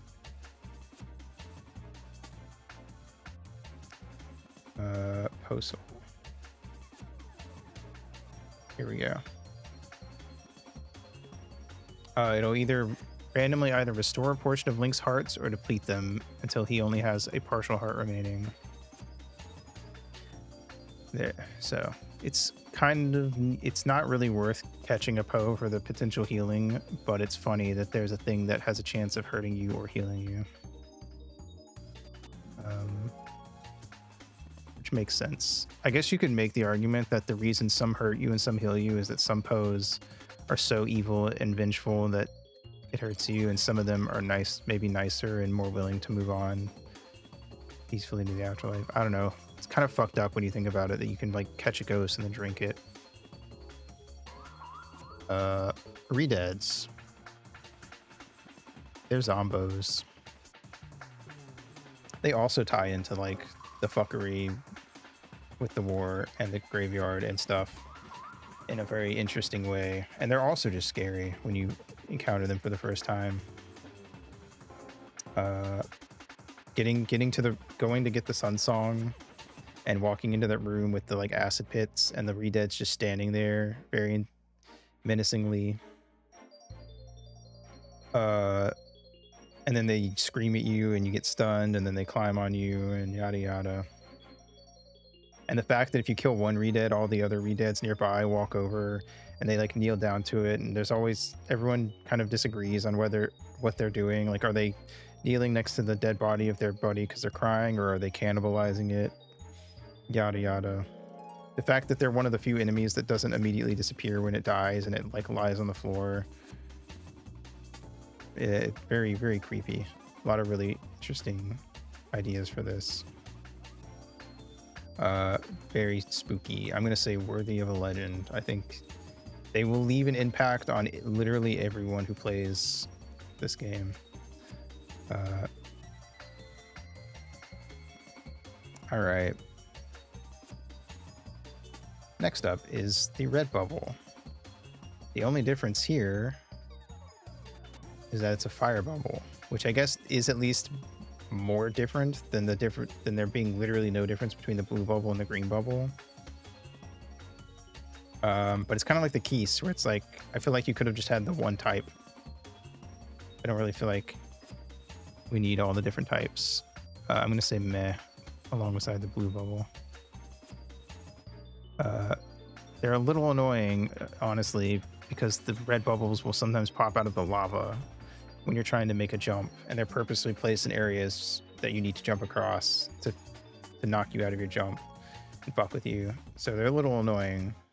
Other than that, and there's not really much point to them, I would argue. So I don't particularly like enemies that are just recolors of each other. That is a common thing that I will give minus points for enemies. Did we skip blue Tektite? No, did we? I may have skipped blue Tektite. I think I did. Okay. Well, we'll do regular Tektites and blue Tektites. So, speaking of which, enemies of the same color that are just recolors of each other. We have first. I guess we'll do red Tektite first. It's like a little weird crab spider thing. I do like the Tektites. They're very odd little guys, and they're another classic Zelda 1 enemy. It's hard for me to imagine Death Mountain without them, though. I think they're an interesting enemy that I think when you get to Death Mountain and you see them hopping around at you, it kind of sets in the like, oh, I see why I can immediately see why this area is like gated off so people can't go up here. You know, not only is it a volcano, but there's these fucks bouncing around attacking people.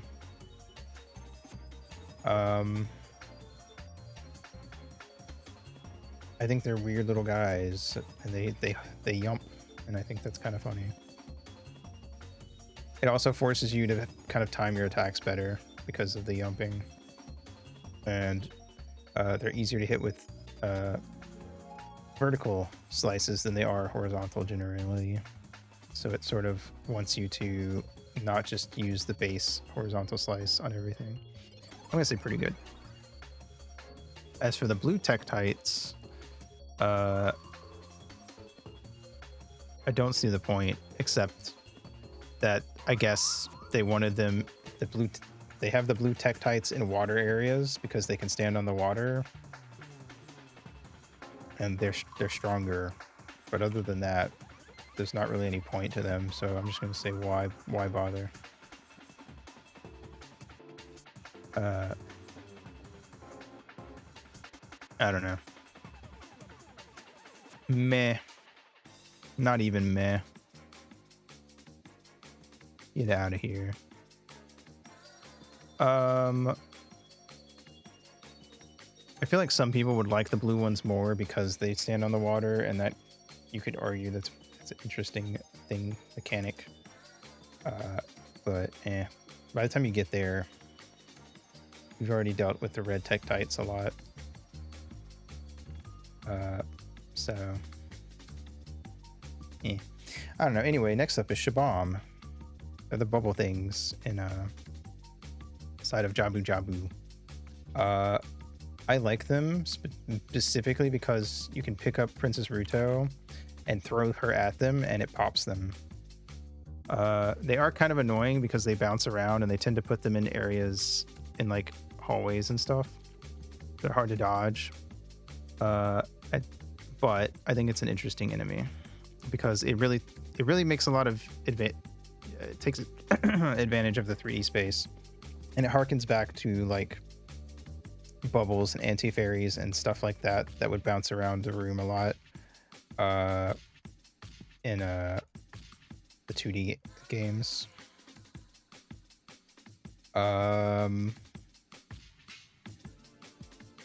And they make you know what, I am going to put them up in top tier because they make or actually they make more of like a squelching noise when you pop them. So it's a lot wetter than that. Anyway, I think they're cool. It's a good use of like an enemy that bounces around like what you would see in the 2D games, but taking advantage of that 3D space.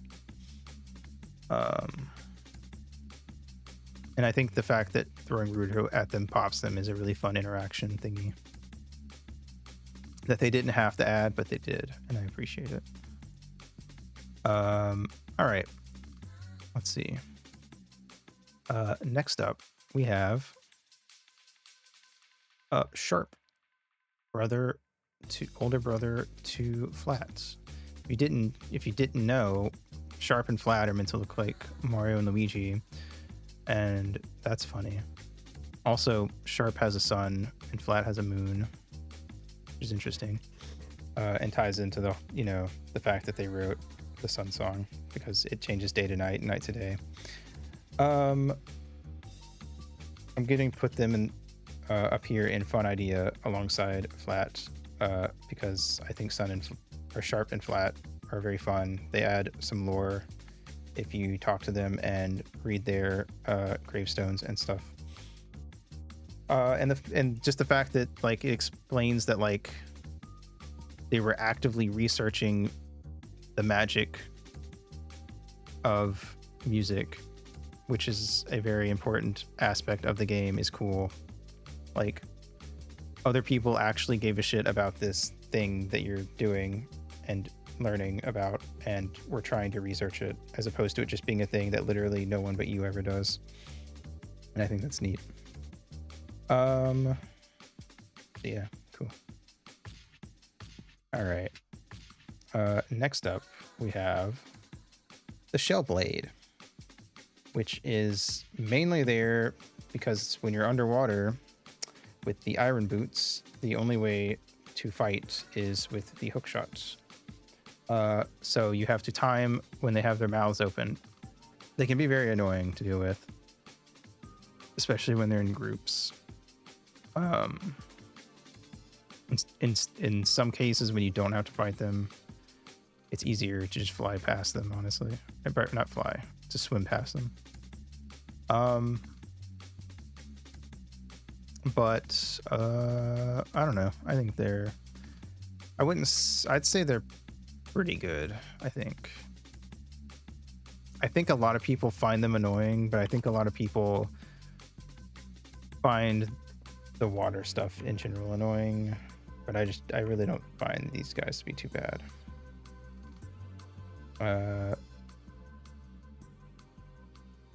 They are definitely easier to deal with out of the water because the whatchamacallit?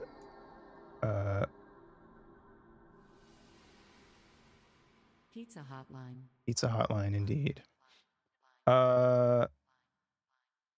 The arrows move faster, so it's easier to kill them with bow and arrow than it is with the hook shot.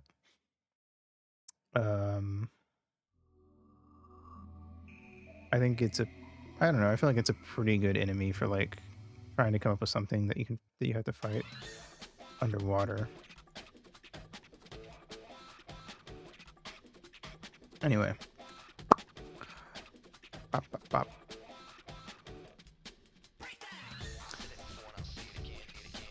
All right, Skulltulas. Cool. I like them. They're big spiders and they come down and get in your way. And I like that they're skull shaped because it kind of makes me think of like actual spiders and stuff that have like, you know, stuff like that going on. Very intimidating looking shapes and stuff.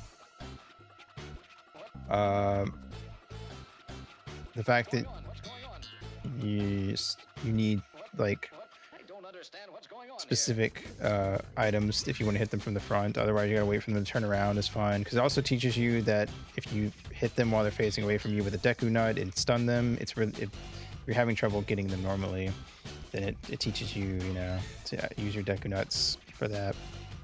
A lot of people when they play this game their first time don't realize that Deku Nuts are arguably the best item in the game. So I appreciate them for trying to teach you that how good Deku Notes are. I'm gonna say fun idea, execution. I feel like when Aaron put out the sequelitis video and some people were quoting his complaints about how some enemies rely on like making you wait, I don't really find that to be an issue. I find because a lot of enemies you can just run up to and insta-kill because they have no defenses. So I like that the Iron Knuckle and the Skulltula actually make you pay attention to what the opponent is doing without being like insanely unfair or anything, especially with the Skulltulas. Plus, you would get introduced to Skulltulas right in the Deku tree, which is right after you get the Deku Sticks, and the Deku Sticks have a longer reach, which makes it easier to hit the Skulltula without getting into its range, where it does its little spin attack and hits you. So that's also neat.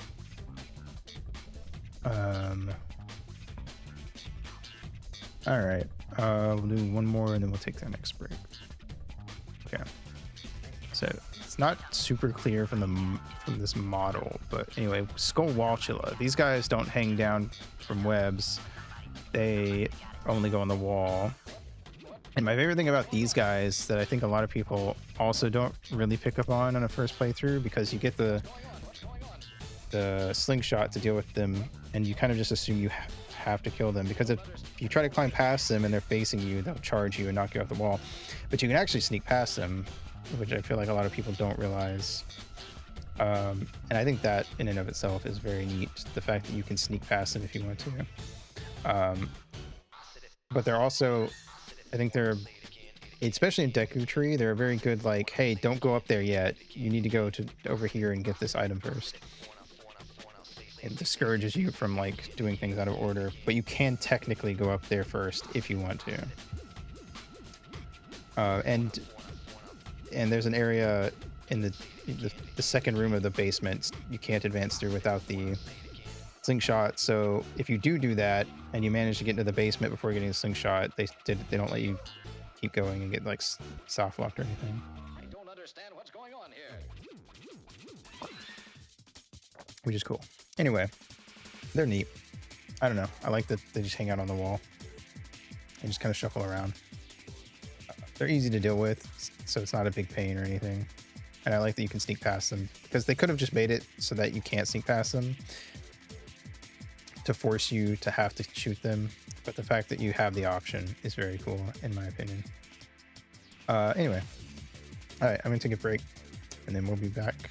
And this time we actually will finish the Ocarina of Time stuff. It's definitely gonna have to be broken up into multiple streams if we want to do all 4 of these games, so we'll see.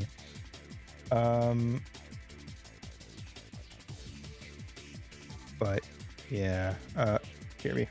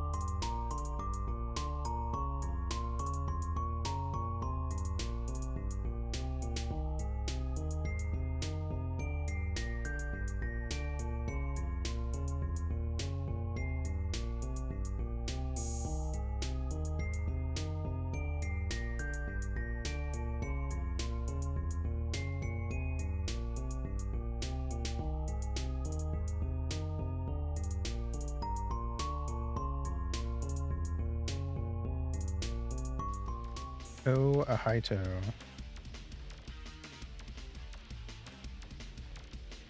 We be back. All right.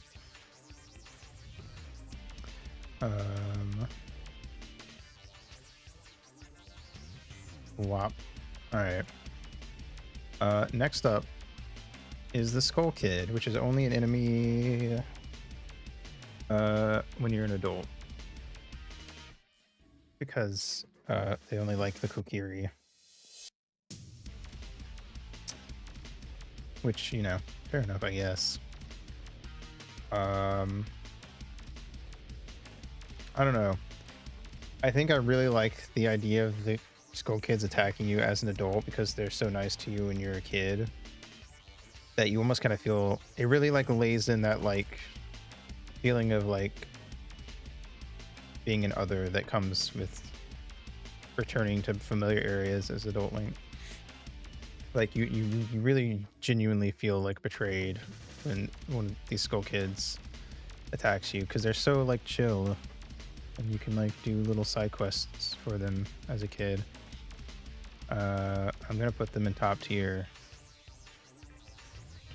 just for like thematic purposes, if nothing else. Just really it hits you.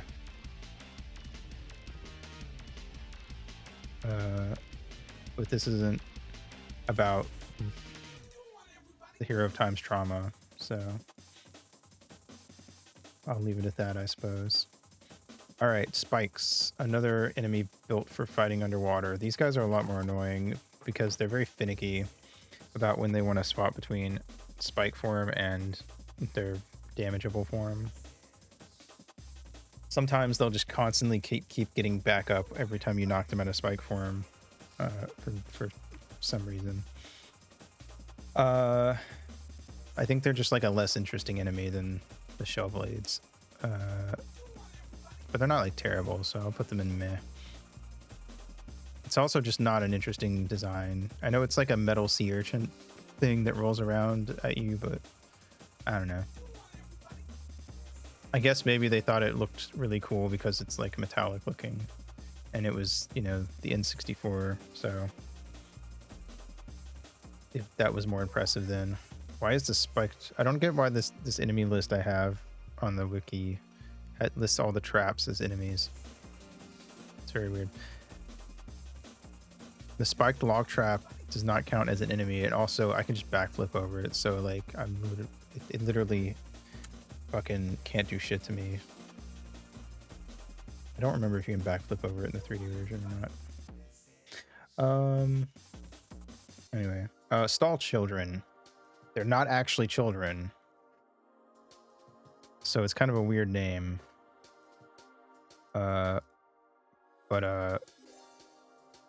Yeah, I think, what does Navi say? Does not really say. I'm trying to remember if it ever actually specifically says anything about them. It doesn't really, yeah. I don't think Ocarina of Time ever gives you any lore on them. I think only Majora's Mask has lore on them. Anyway. Their Japanese name is literally Stall Baby also. Sutaru Baby. Anyway.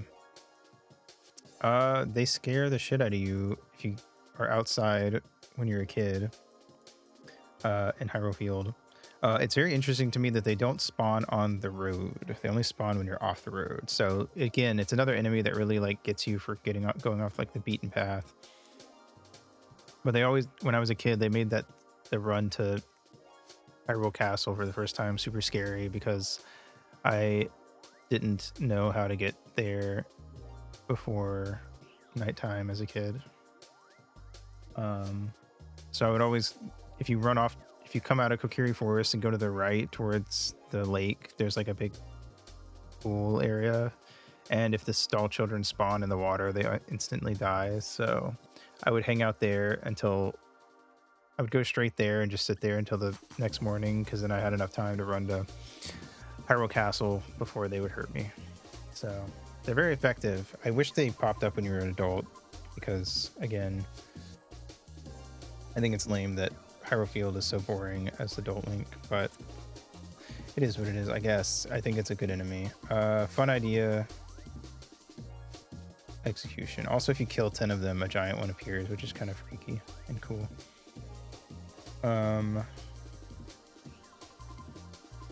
It's a much more interesting idea or variation on like what they were going for with VP hats. I would say.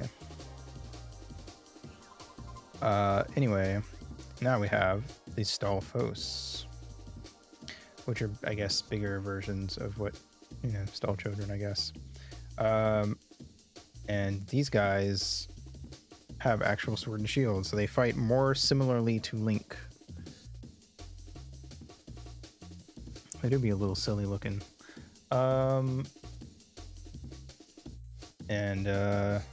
Yeah.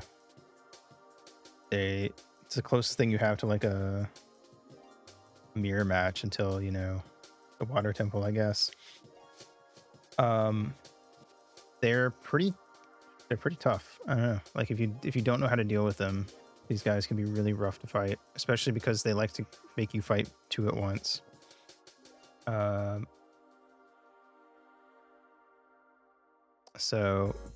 I do like their like crooked sword and the fact that it's got this like rusty color. I think this is a really tough enemy, and one of the most interesting ones mechanically to deal with.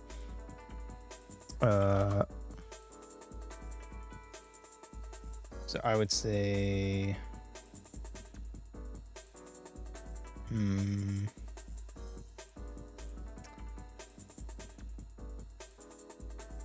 they're not as fun to fight as like Iron Knuckles, though. I'm gonna say that they're fun idea.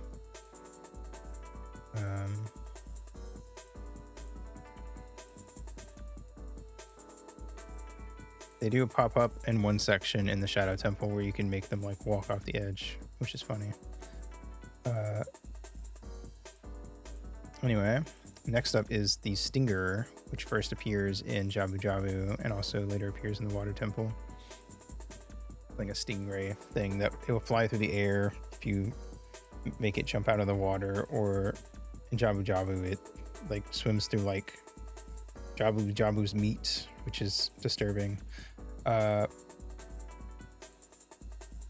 that thing on the bottom, it like when it's underwater or inside Jabu's flesh, that it flips upside down, so that thing pops out, so it swims around kind of like a shark. Very interesting. I think it's cool that there's an enemy that like hides in the ground or in the water, and you have to, if it's in the water, you can just shoot it while it's in the water, but it will sometimes jump out of the water and like glide at you. And then while it's inside Jabu Jabu, it's like hiding in the ground basically. It's an interesting idea.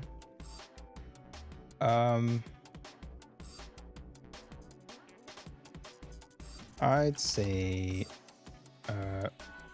pretty good. Posture check. Don't worry. I'm actually surprisingly not shrimping for once. All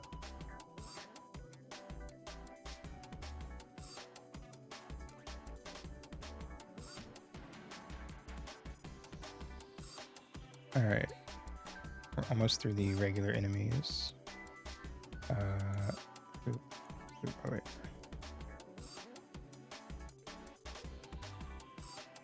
All right.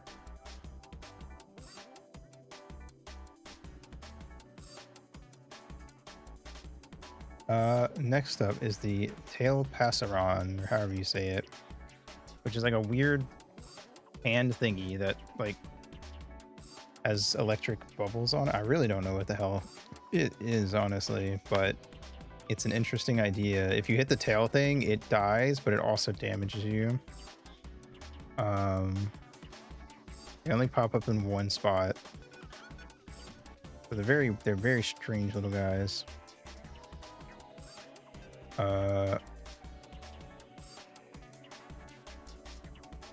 No, yeah, it's kind of just a weird enemy.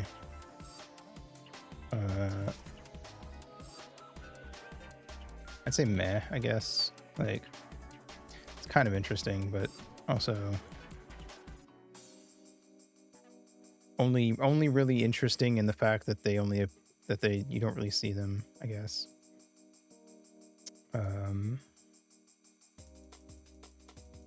It makes me wonder if they had more plans to use them a bit more. I don't know. All right. Torch slug. It's a slug. You hit it once and the fire goes out, and then you can damage it while the fire is out. It'll try to run from you, but eventually the fire will relight. Meh. They're kind of annoying to deal with. Partially because they like putting them in areas where like they're on a small ledge that you need to jump to, and of course as soon as you jump to it, the thing's going to aggro you. But you can usually just throw bombs or shoot them with the air or something before jumping to deal with them. So it's not like the end of the world or anything. But they are a little annoying. And they're not the most interesting, like, visually or nothing. Anyway, wall masters. These guys drop down from above, and if they grab you, they take you back to the start of the dungeon. Classic Zelda enemy from all the way back from Zelda 1. They are kind of annoying. And once you know how to deal with them, they're easy. And they're kind of buggy in the sense that, like, if you start climbing a ladder or if you jump across a, like, jump, or I guess a gap, if you jump across a gap, it resets that room's timer for the wallmaster dropping. So if you just keep moving, there's a good chance you won't even end up having one drop on you.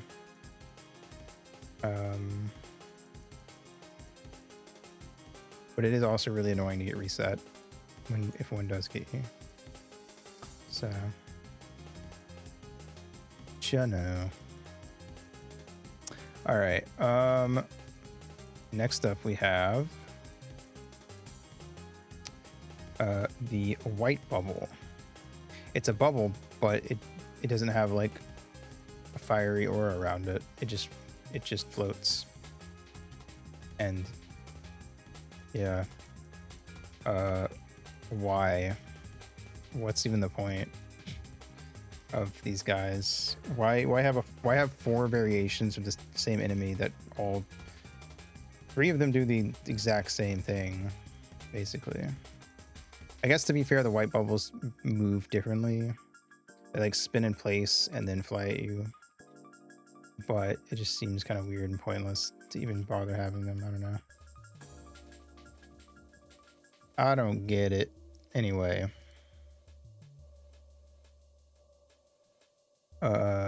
Next up is... Actually, I'm going to do these in reverse order from what I was about to do them in. Alright. Next up is the Wolfos. It's a wolf. If you try to hit it from the front, it'll usually block you, and it won't take much damage. But if you hit its tail, it takes a bunch of extra damage. This basically teaches you that sometimes you need to try to get behind enemies. But also, if it attacks you and it misses, it'll turn its back on you because its swing is so strong that it like spins around. So I don't know. I feel like it's fun idea that like they have like a weak spot. I don't know. You get rewarded for not running up and just mashing your sword at them and actually waiting for an opening. And then if you just jump attack their tail, it's insta kill. So, I'd say pretty good, personally. They're not too annoying or anything, but like they feel unique enough as a fight. And I feel like wolves are also a pretty classic RPG enemy, so that's fair. All right. The last of the regular enemies we have is The White Wolfos. This only appears once at the end of the ice cavern, and if you fight it, it pops up as a mini boss, except you just one-shot it. So if you just jump attack its tail, it one-shots it. So why? What was the point? Why have me fight a guy that dies in one hit? As if, I don't know, it's supposed to be a challenge. It's like, I think its model is bigger, so it looks more intimidating, but like, I don't get it. Why make it a separate model at all? Or why not have me fight something else? Or why not just not have me fight anything at that point? I don't know. It's very dumb. You ask me. But it is what it is, I guess. Anyway, on to some of the mini bosses from Ocarina. First off, we have the Big Octo from Inside Jabu Jabu. This guy's kind of annoying, and anytime I watch someone play this game for the first time, they fucking hate this fight. And I get it. It sucks. And the suckier thing is that I know how to fight this guy and can kill him almost instantly. But it requires letting him hit you, which is kind of dumb. Otherwise, if you don't do that, this fight can just go on. I feel like it goes on forever. It's a very annoying fight for like a casual player.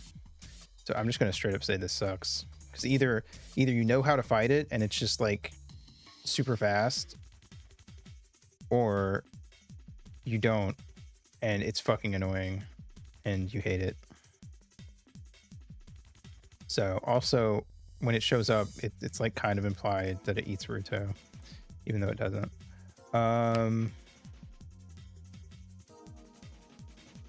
So yeah. Anyway, Flare Dancers, also just a PNG instead of the model, but whatever. Fun fact about these guys is that they're programmed to take damage the same way that the final boss is, which means that any weapon other than the Master Sword or Deku Sticks gets its damage reduced to 1. So it's the equivalent of hitting it with the Kokiri Sword, even if you use like the Biggoron Sword or something like that, which is very weird. I don't know why it's programmed like that. Anyway, but yes, Flare Dancers. You hookshot them to pull the little guy out and then hit him, and then he changes colors when he takes enough damage. Yada yada. It's an alright mini boss. Oops. I was gonna say it sucks that it doesn't take advantage of the dungeon item, but I guess the only enemy that does is the only enemy that forces you to use the dungeon item is the boss of the Fire Temple. So,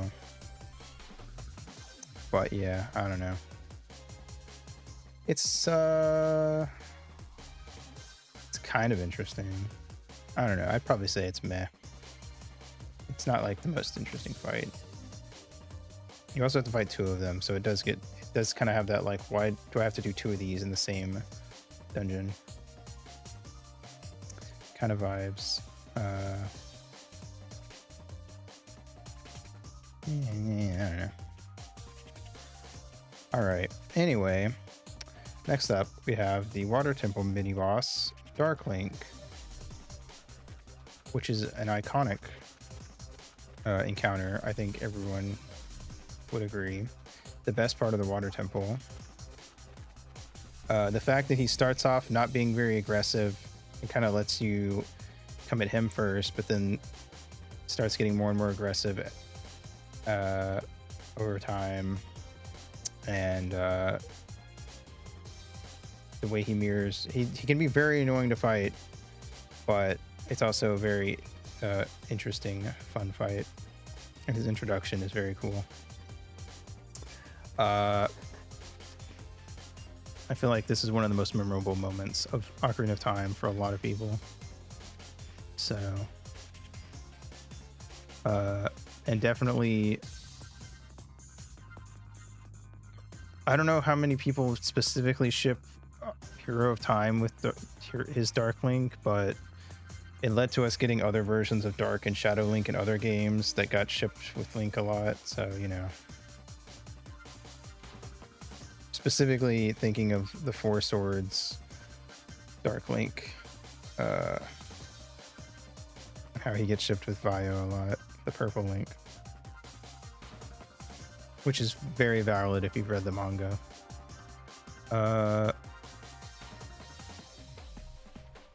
Yes. All right. Let's see.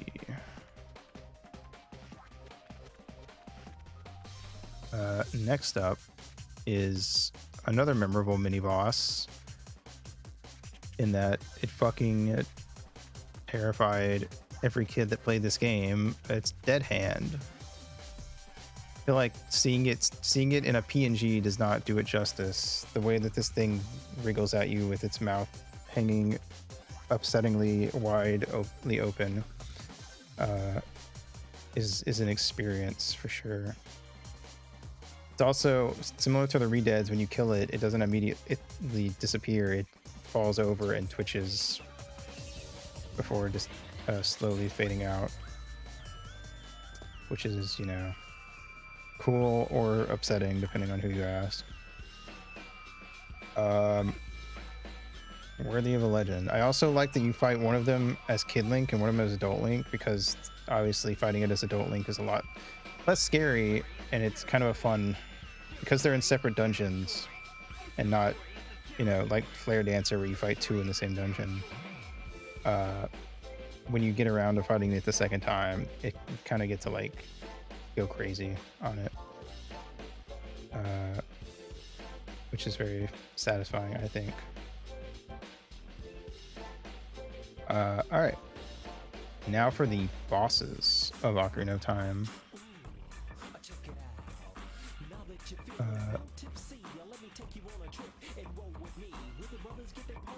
Let's do this.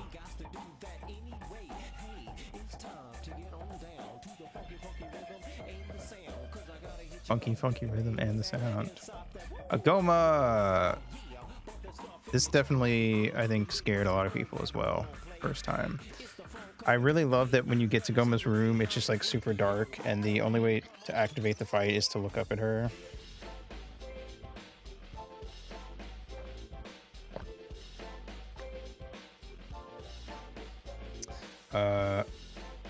And then she drops down, and if you don't kill her fast enough, she climbs back up on the ceiling and tries to drop her babies on you.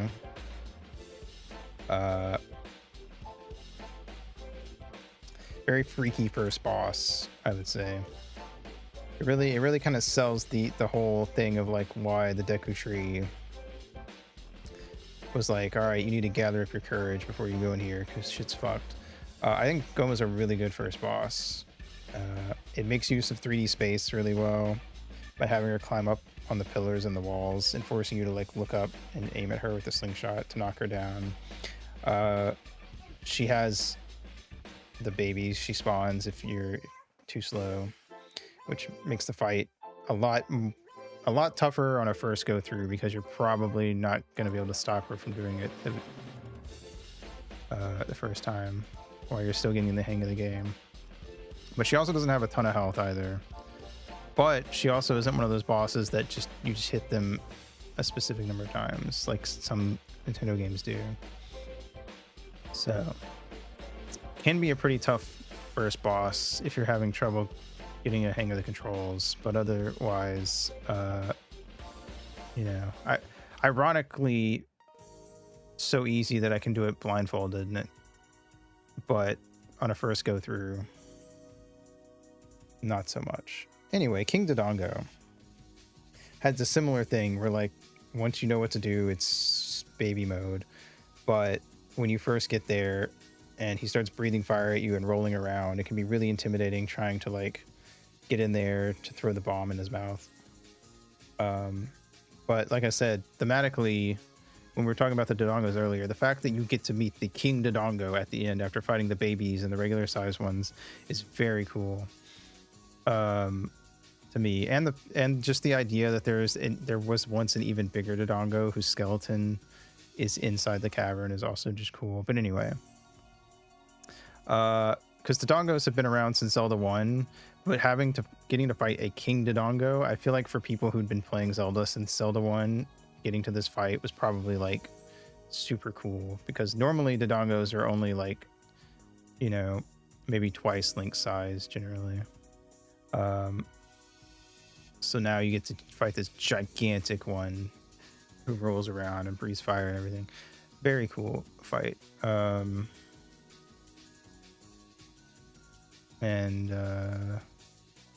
Yeah.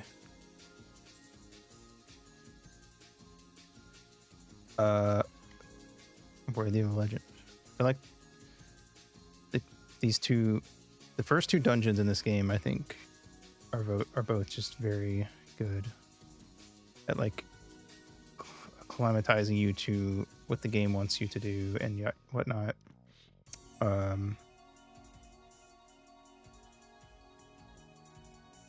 Without being like insane. All right, next up, third boss, Baronade. This big parasite. Baronade's pretty annoying, even as someone who's beaten this game a lot. It's just even when you know what to do, it's kind of a tedious fight, and it can be really rough. This is definitely like a skill check, which is kind of fair considering that this is the last boss before the Master Sword, so I suppose fair enough. But man, it can be pretty rough on a first go through. I cannot lie. It is really freaky, but it being a parasite makes sense thematically.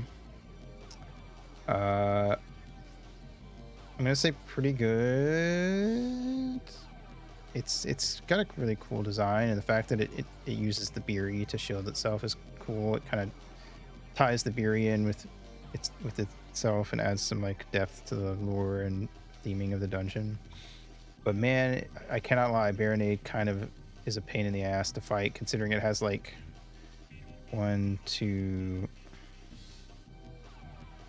3 or 4 different phases. Yeah, 4 phases. It's just a lot to deal with. I feel like for anyone getting to this point, it's going to be an overwhelming like experience the first time fighting it. I don't know. But I guess ideally once you beat it, you kind of come out of it feeling like you really like progressed skill wise in the game.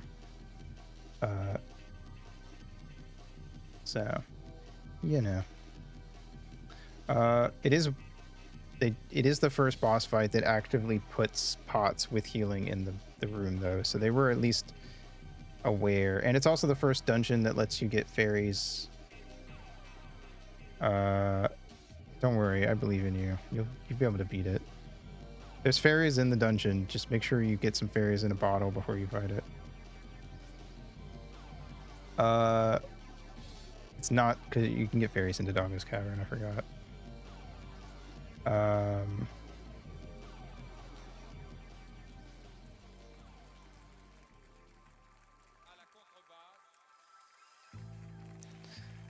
But yeah, I don't know, Baronade can be kind of annoying. All right, next up,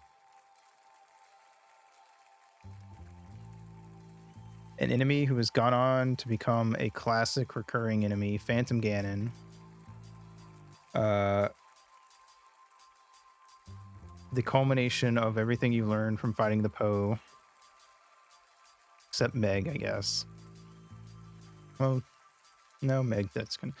Anyway, having to shoot the painting that the real one's coming out of, and having the deflects, the attacks, you know, bringing back the classic Dead Man's Volley from A Link to the Past and Link's Awakening. You know, a staple of the Zelda series by this point. Very cool fight. And of course, it's a phantom version of Ganondorf, so, you know, you kind of have that like moment where like you beat this and you kind of get to be like, yeah, that wasn't so bad. I bet I could beat the real Ganondorf now. You know, it's kind of a, you know, like you're aware that this guy's weaker than regular Ganondorf, but it kind of puts a certain level of confidence in you. Like you kind of feel like you really progressed after having beaten Phantom Ganon, I feel like. So I think that's neat. Yeah.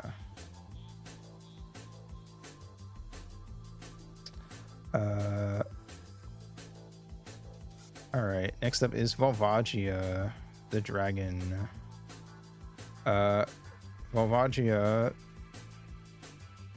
is honestly the worst thing about Volvagia is the fight's kind of tedious because you can only get in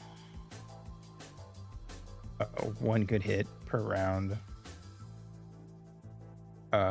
And then you have to wait for Volvagia to kind of do their thing before you get the chance. So I don't even really consider it to be like a hard fight. I just feel like it goes on for a while. You don't really get much of a chance to like advance the fight on your own, and it's not in the same way that like with the Iron Knuckles and stuff and the Stalfos, you have to pay attention to the enemy and can't just go willy-nilly. But with Volvagia, it's just like once you get the fight down, it just feels like you're doing a lot of waiting. So it can be a little tedious, IMO. They do have lore tied that directly ties Volvagia to the dungeon item, which is cool. But the fight is just not that great, so I'm gonna say meh. It just kind of goes on too long. I don't know. Morpha is Scoop, giant aquatic amoeba.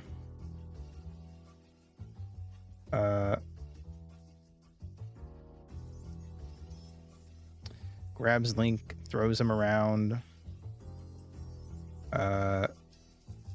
They even were extra mean and put spikes on the walls that you'll sometimes get thrown into. Morpha is pretty annoying, and just in the fact that you have to hit the nucleus or whatever you want to call it. It can be kind of tedious, similarly to Volvagia.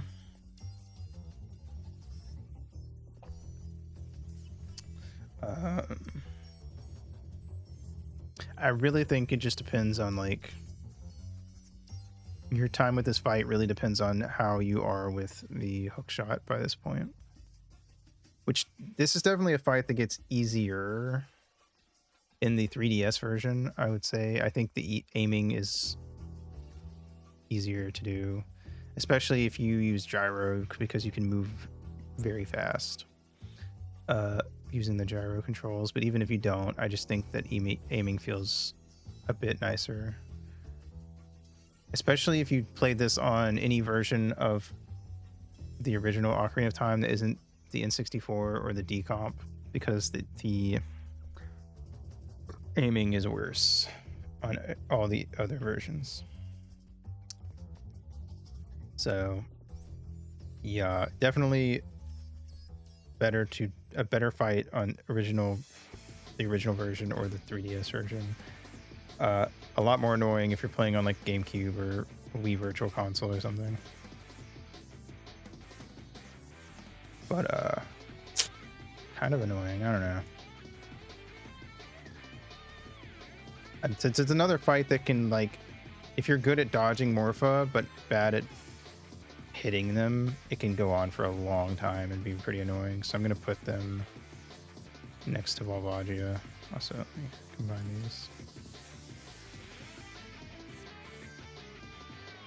I feel like some of the fights in Zelda in Nintendo games in general, sometimes boss fights, there's just a point where you kind of start to be like, I feel like this boss should have like slightly less health. I feel like I've already done the thing I need to do like 5 times, and it's annoying that it's not dead already. That makes sense. Oh yay. Next up is Bongo Bongo. You fight him on top of a large bongo, quite literally. He bongos the bongo and bounces you in the air. It's a very weird fight. The bouncing mechanic, I don't like it. I think it's really annoying because you have to use your arrows or your bow and arrow to shoot the hands while getting bounced around. It just sucks. I'm gonna be honest. I've always thought that this was the worst boss in the game. It's just annoying. I don't like it at all. I don't know. I don't know what they were thinking with that one. I think that one's a that's a total fucking flop. TBH. Some people probably like Bongo Bongo. I like it. I don't know, from like a concept idea. I just think they fucked it up. But whatever. Anyway, Twin Rova, Ome and Kotake, Witches of Ice and Fire.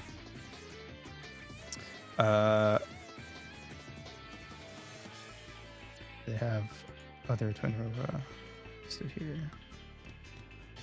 They do not. Okay, well, I'll leave that one unspoiled for anyone who hasn't seen it. This one is interesting because it forces you to use the mirror shield to deflect their magic, but it can go on a bit long if you get bad RNG. And I don't like when boss fights have that RNG where you just have to wait for them to do a specific attack before you can do anything.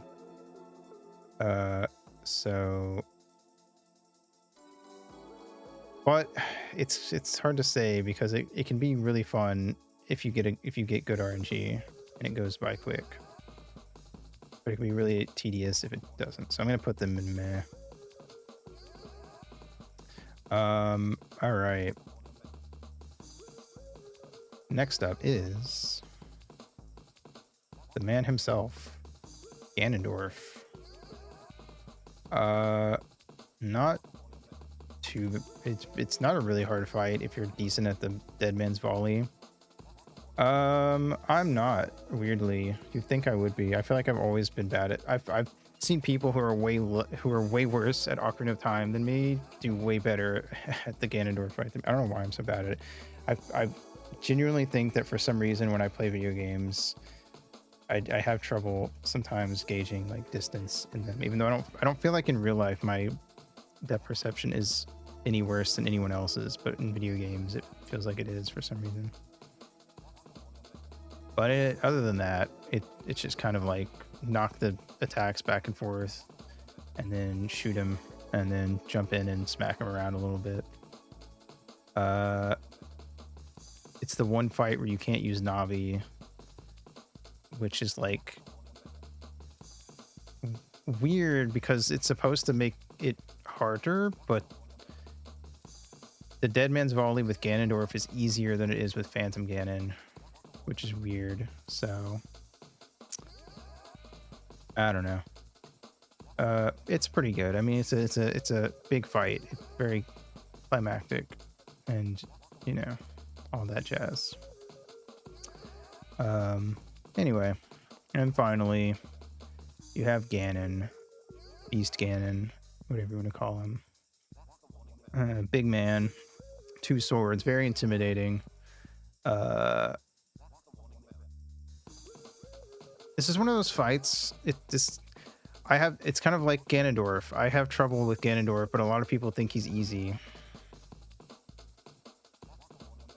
Yeah, I mean, I guess Bongo Bongo is cool from like a design standpoint, but I just find the actual fight so annoying and poorly executed. I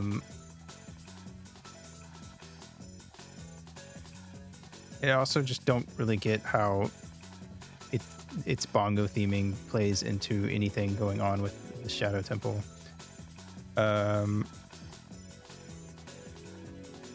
It just feels very random.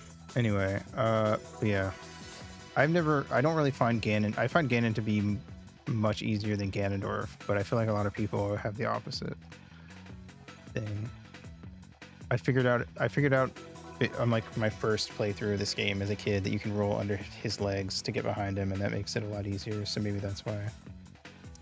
I don't know.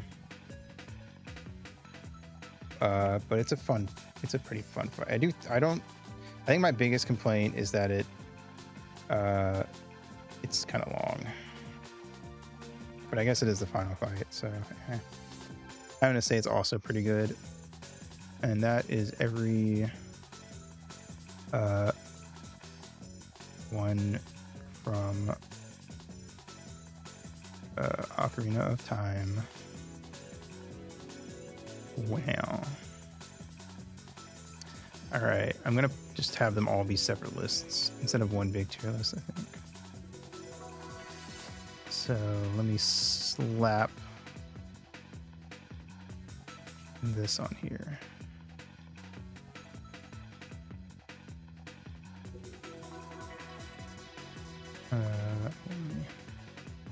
Let me get bigger.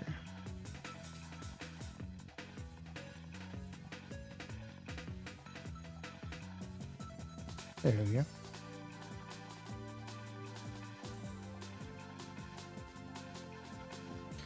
I didn't need to do that. All right. Let me save this.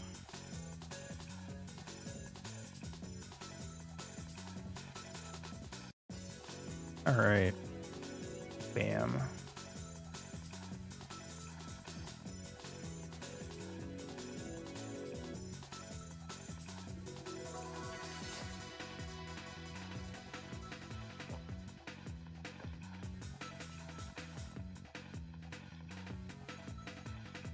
Bam, bam, bam, bam, bam.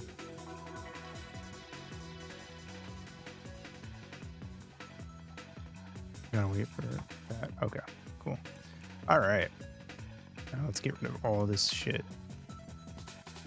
Hope it doesn't make it freak out trying to get rid of all these.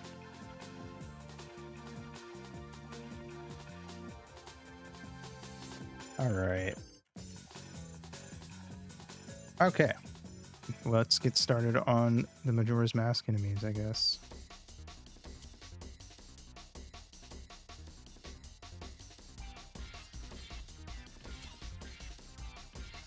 Because a lot of the enemies look the same, but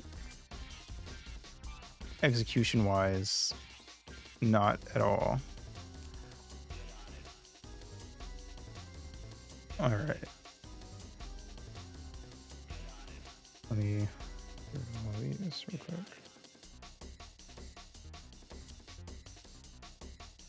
Actually, you know what? Let me swap out my big Ron sword for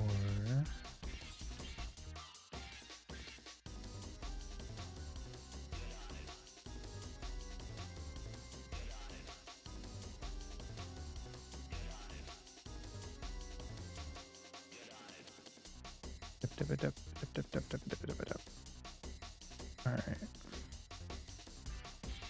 Bam.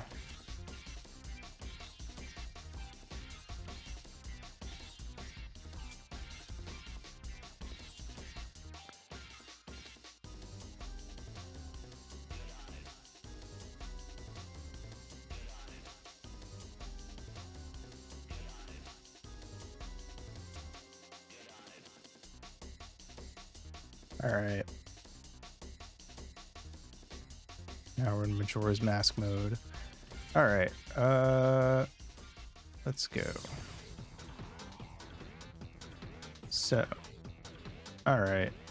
First up, we have, you're not gonna believe it, but it's Amy again, except this time the Post Sisters are just like a side thing that you just go find in Iconic Canyon and you can fight them just for funsies. So it's like not interesting at all. They're just there.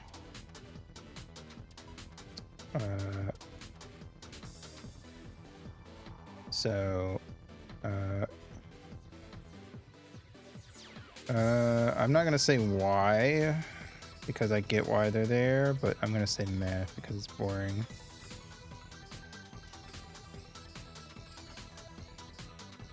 Skibbity deep deep. All right.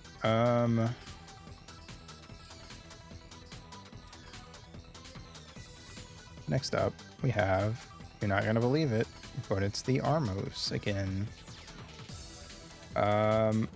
They're basically the same as Ocarina, but I feel like they were kind of put in under the assumption you'd probably already played Ocarina. So they don't really utilize them in any sort of like whatchamacallit,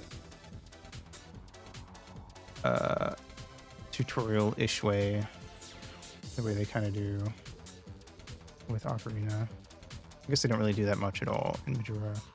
They really kind of expect you to already kind of know what you're doing. So I'm gonna move them down to pretty good. I'm pretty sure I put them in fun idea last time. They're there. Next up we have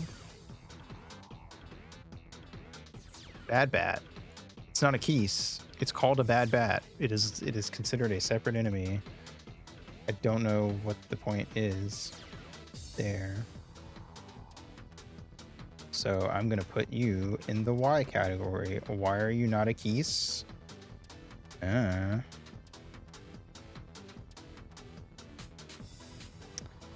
Somebody really wanted to make a separate bat, I guess.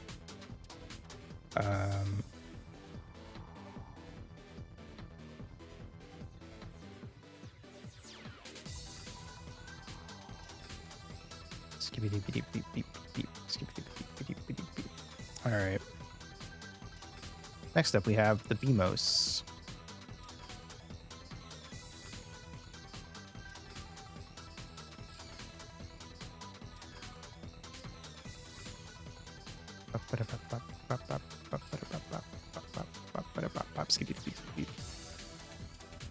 All right.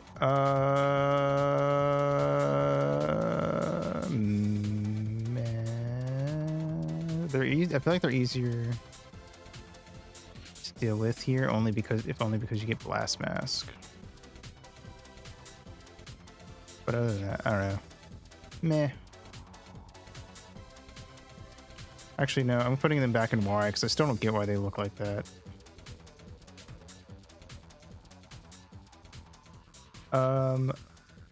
Skibbity beep beep beep beep beep beep beep beep beep beep beep beep beep beep beep beep boo. Okay. All right. We have Beth again. I'm just gonna put her next to her. I'm putting all the post sisters next to each other in this one. Ooh, I did not mean to make you so large and in charge. Why about MMBmos is the mouth? Yeah, they really leaned into that pronounced lip for some reason.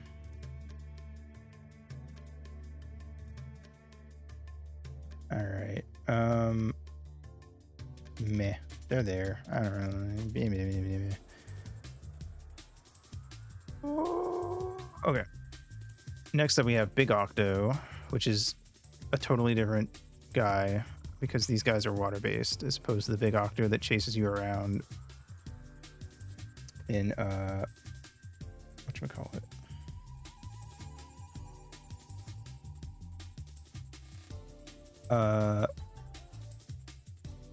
I also think it's fun that I'm putting them in pretty good. I think it's funny that they are in your way, and the way that you initially get past them is by having a boat ram into them. And also you can take a picture of them right before they die and then give that picture to the dude for money. Very silly.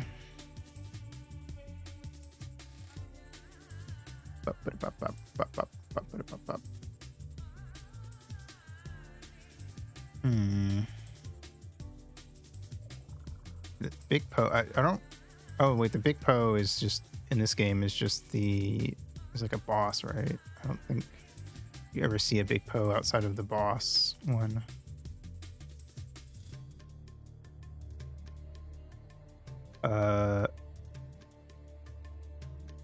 The fact that it's a mini boss sort of deal and has some build up is a lot more interesting than what they are in Ocarina. So, and it's sort of like, I don't know, that whole thing kind of sucks, but it's kind of a fun, I would say pretty good.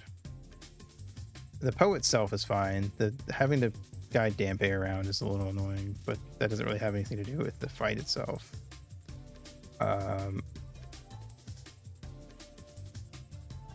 Okay. Let's see. Okay. Here's a completely new enemy, the Bio Deku Baba. Who, or no, they're not new. Are they? Or is there? Wait. No, they are new, right? We didn't see any when we were doing them before.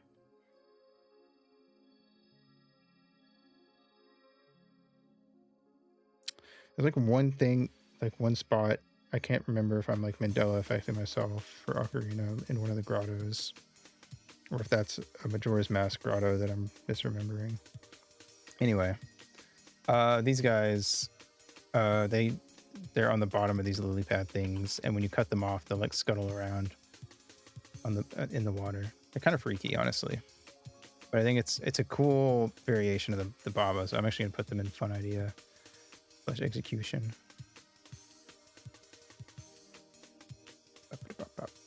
All right, new enemy.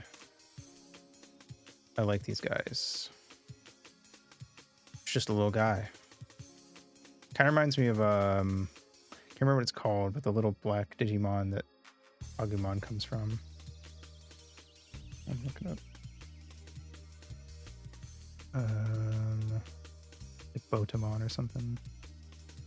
Koromon. Oh no, before Koromon. Yeah, Botamon.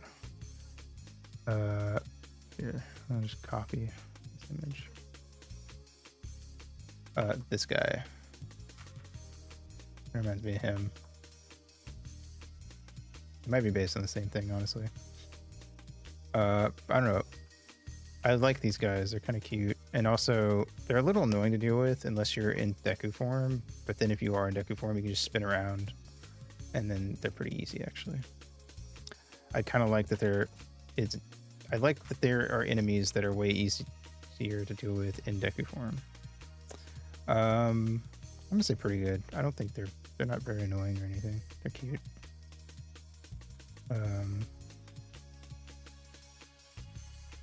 I like the little shadow guys. All right. Blue Bubble.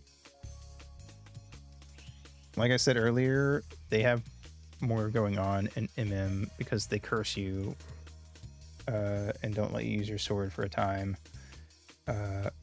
when they touch you in Majora's Mask, and they only appear at night. I'm pretty sure the only time they appear is at night in Termina Field. It's a fun idea, and once you get Song of Storms, you can get rid of it, the curse, which has thematic stuff tying to Majora's Mask's version of Song of Storms, so that's very neat, I think. It's a little annoying though, so I'm only gonna put them in pretty good. But yeah, all right. I'm gonna take a break, and then we will continue on. PRV.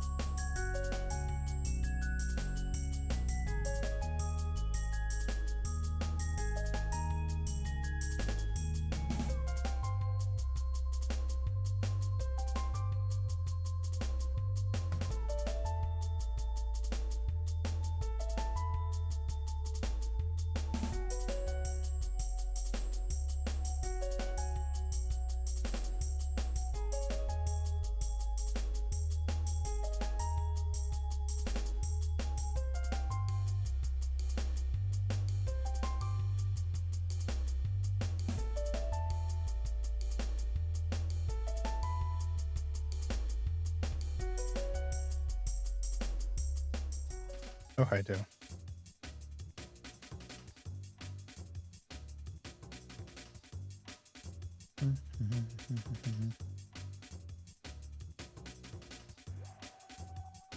All right.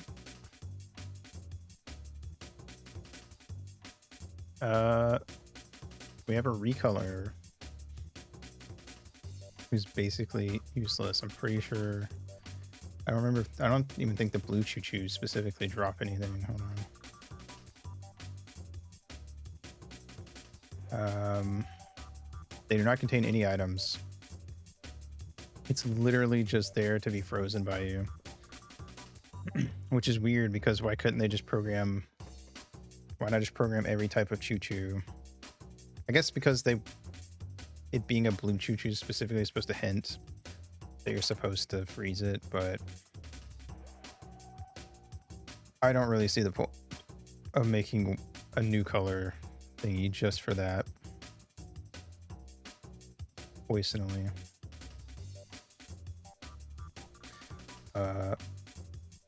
Next up we have ice cream to survive this current heat wave. Nice. What kind of ice cream is it? Also, I'm putting blue Tektite in the Y category for the same reason of it's just pointless having two colors that are so similar. I don't like recolors. It's a pet peeve of mine, and I only allow it to get a pass in NES games. And once you hit SNES, I just roll my eyes and cross my arms.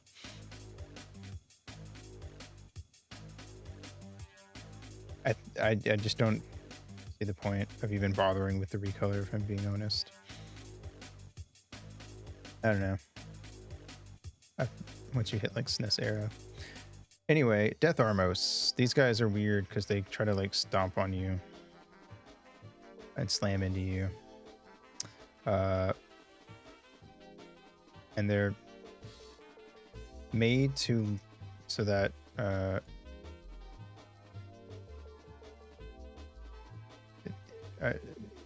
don't know. They kind of have like pointy on the bottom because of the upside down thingy of Stone Tower Temple, and they slam their head and get stuck. It's kind of funny, I guess. Other than that, they're not a particularly interesting enemy. They're kind of interesting design-wise. Chocolate chip cookie dough. I've been on a cookie dough thing. Bought cookie dough to snack on too. Nice. Glad you got safe cookie dough and not the one that might accidentally make you sick. Because that would be bad. I'm gonna say meh. There's only like a couple of them in Stone Tower anyway. They have the same name as a different enemy called Death Armos, but they're not really all that similar.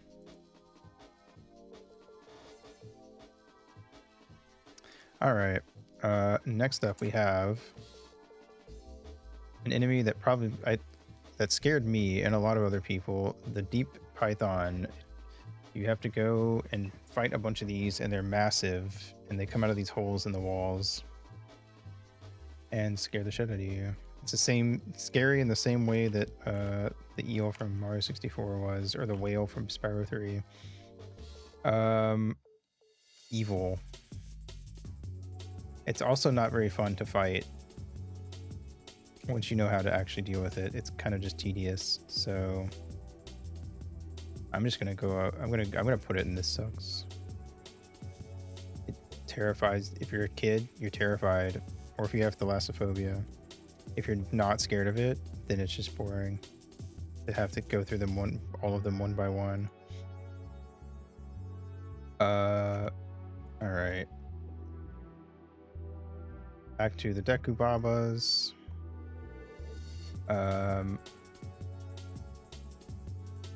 I'm gonna say because this is game 2 of them being around, they're less interesting, but I'd still put them in pretty good. But I don't really need them as a tutorial enemy this time around. They don't really do anything to actually utilize them as a tutorial enemy in this game. Dispreco. It's a big bony fish guy. Meh. I don't know. He's got a silly face, and I can kind of dig that. But if you're swimming around as Zora Link and you have the energy shield going, you're probably just gonna kill it as soon as it gets anywhere near you.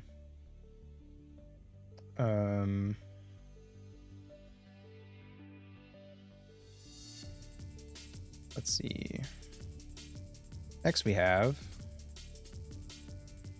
Dexy Hand, and my biggest issue with Dexy Hand is that, so normally when this guy grabs you, he grabs you, shakes you around, and sucks out some of your magic, and then throws you.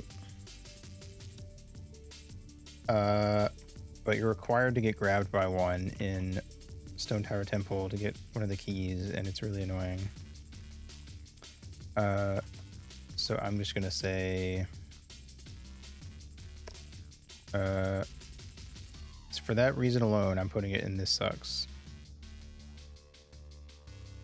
It's kind of just an annoying enemy to get grabbed by, and the fact that you have to get grabbed by one, which feels like it goes against everything you would normally do, is just weird.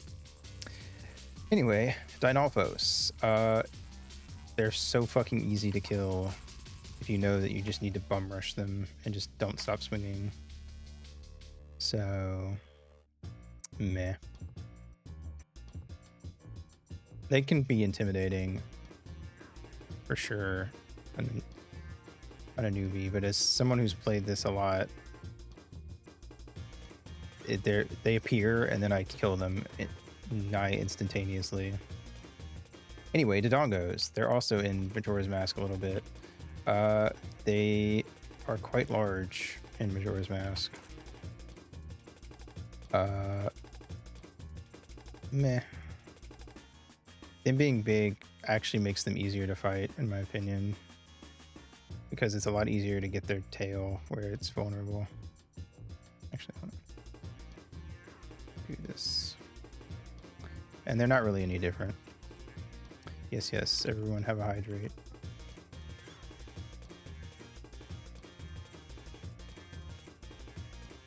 Alright, as you can see, for a lot of the ones that we've already seen, I'm just going to kind of like throw them in and move on. Not really say much.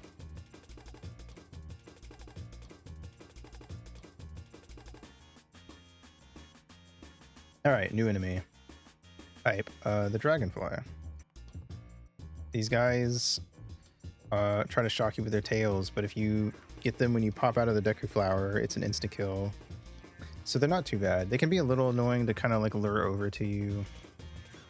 And if you don't, and in some cases, they like are waiting for you to fly over to where they are to knock you out of the air.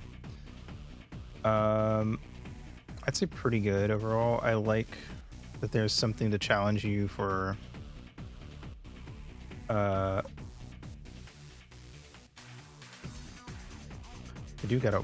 they do be looking like they shouting. I never noticed that. It's just like, wow.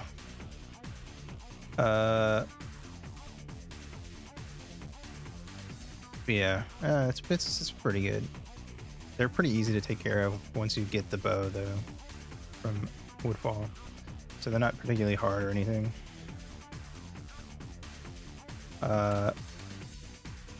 Next up is a new Majora's Mask enemy, which is the Eno. He's a snow guy. He throws snowballs at you, and when you hit him, he breaks up into smaller guys until eventually the smallest ones get killed.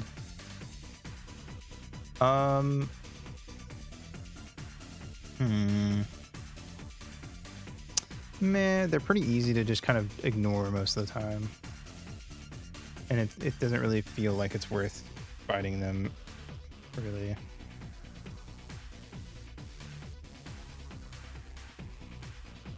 Alright. Next up is the Igor. A throwback to the Link to the Past enemy. Much more intimidating looking, if you ask me. It is quite large and makes loud stompies and will pick up like chunks of the ground underneath it and throw it at you. Can be kind of annoying to fight the first time you find one, but once you get the hang of it, they're actually pretty easy to stun lock. But it's a fairly intimidating boss. Or not a boss, but an enemy. It's like one step away from being a mini boss, I would say. I'd say it's pretty good. I don't know. It really like gets your heart pumping the first time you have to fight one. Let's see.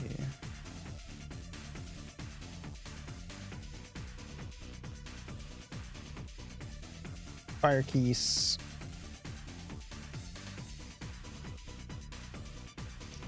Why is it a fire keys? Why is it not a fire bad bat? Why?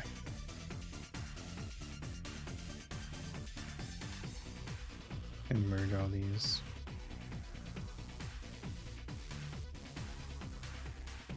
And get rid of these. All right.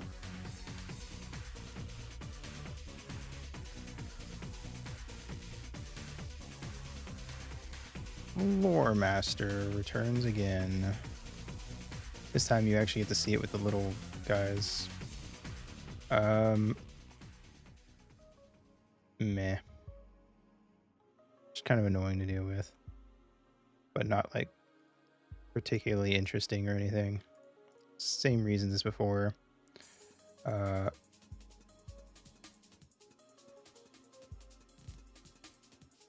Freezard.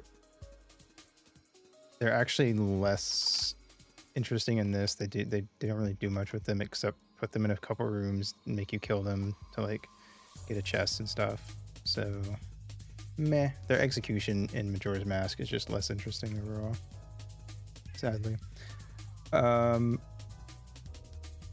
Which is ironic because Snowhead is more of an actual ice dungeon than Ice Cavern is, or debatably, since most people I think would argue that Ice Cavern is not really big enough to be a full-on dungeon. Anyway, the Garo, they're ninjas. They're actually pretty interesting because they're kind of like bubbles in that you want to block their attack to like knock them off guard and then get them. And they have a lot of lore, a really cool lore stuff going on that like ties into Iconic Canyon, and they talk to you when you beat them, kind of like the Deku scrubs. So they are going in worthy of a legend. I think the Garo are really fun and one of the best parts of what should we call it, Majora's Mask in terms of enemies. All right, we have the Gerudos. This time they're pirates, so it's a little different, I guess. It's about the same, I would say.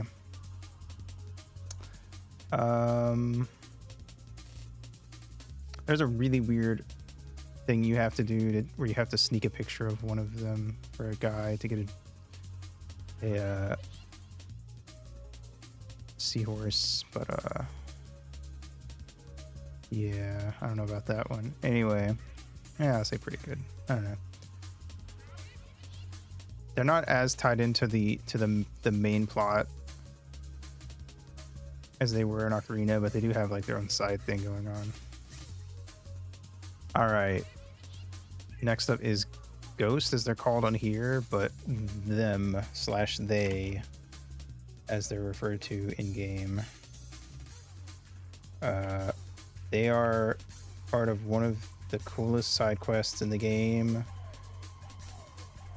I'm not even gonna say anymore. If you know, you know. If you don't, even though this game's like 40 million years old, I think this is like probably the thing that is the most interesting to not have spoiled for you. So I will let Emery discover that for herself someday. All right. Next up, we have a giant bee. Whoa, it's a bee. Buzz, buzz. I think they don't really pop up in a lot of places. The main place that you'll see them is when you make it springtime in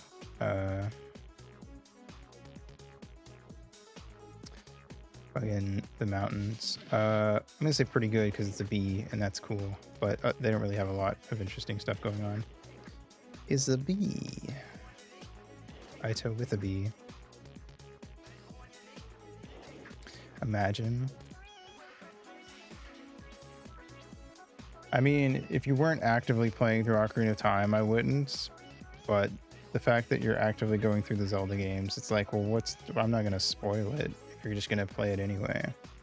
That's how I feel about spoilers, at least.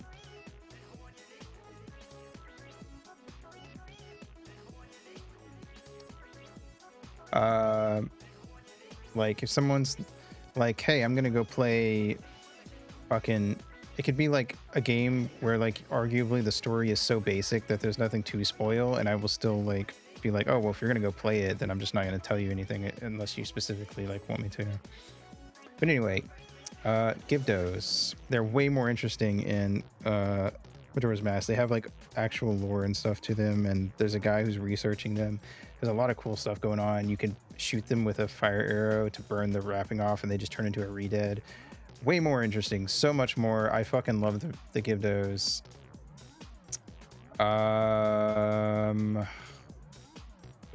Worthy of a legend. Very epic. Oops, didn't need that. Imagine, yeah, you're right. We're like mortal enemies. Exactly. I'm plotting your downfall as we speak.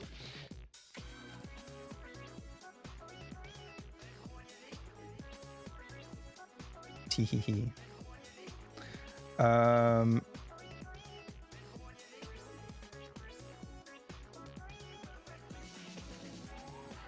Why is it always friends to lovers? Why, or enemies to lovers? Why can't we be enemies and lovers?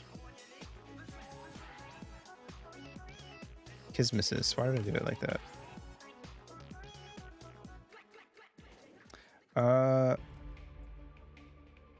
All right, gold Skulltulas. They're way better in Majora's Mask because it's way less annoying, and they're tied to two very interesting areas. The swamp one's not as good.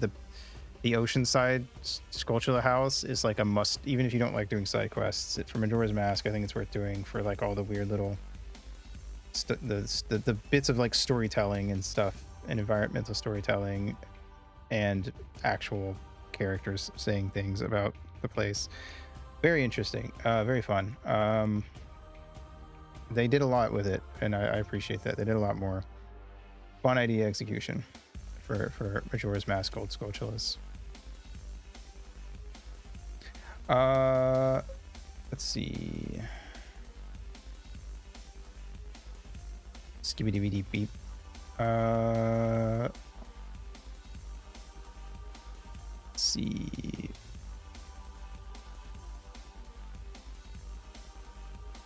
Green Choo Choo. These guys are actually good because you kill them and they drop magic, and it's nice having an enemy that gives you magic, especially because they spawn in the area right around Clock Town, so you know exactly where to go to get them. If you're already nearby, it's very easy to go kill one and just get a small magic replenishment. Magic is a lot more useful in Majora's Mask, so it's very nice that they added an enemy that just drops magic for you. I'm gonna say pretty good. The reason that Blue Choo Choo is down here is because I just think it's pointless to have one specifically made to get frozen that doesn't even drop anything when you kill it.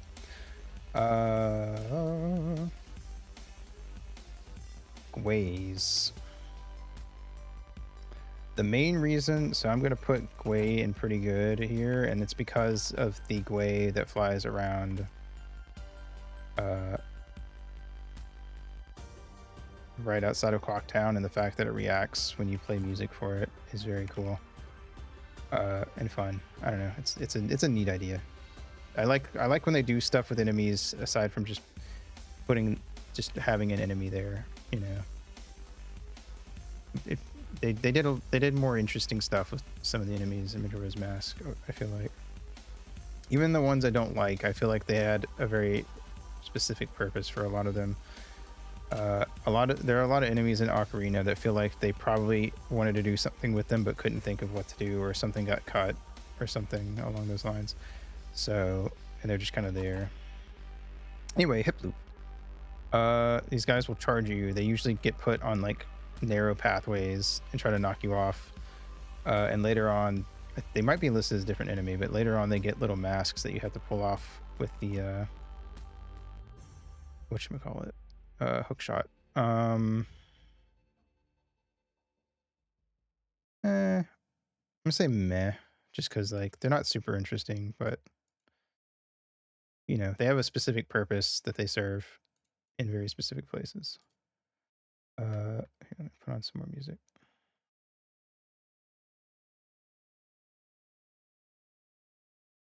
All right.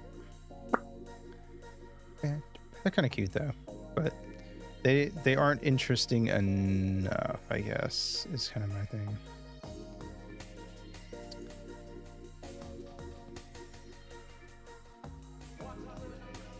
Ice keys.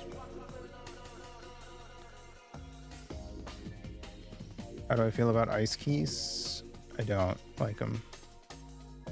And why are they ice keys and not bad bat? Ice bad bats. What is happening? What? Why is there no consistency? Anyway.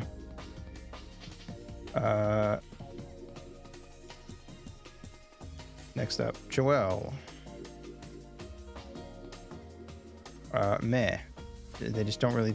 I don't really get why they put the 3 Poe Sisters or the 4 Poe Sisters in, except to have like them be something you can do, because they had the models and everything on hand already anyway.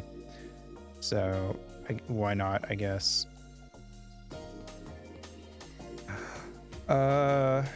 Next up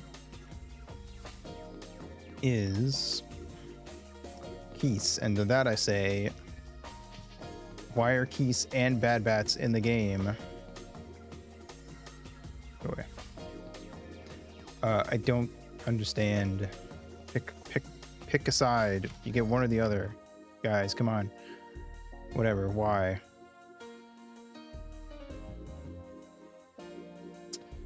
Anyway. Let's see. Doop. All right. Next we have the classic likes. My favorite thing about likes in this game is that they primarily use them near like the beach and stuff, which I find interesting. But it kind of makes sense when I think about it. Like it fits. I'm actually going to say pretty good. They're a lot less annoying to deal with in this version, because if you're transformed, you have less items that they can like steal from you basically when they eat you. You're a lot more likely to be kitted up with things they can't steal, or be on in one of the transformation masks and there's nothing to steal. So they're a lot less annoying in this version, which they also use them a lot less.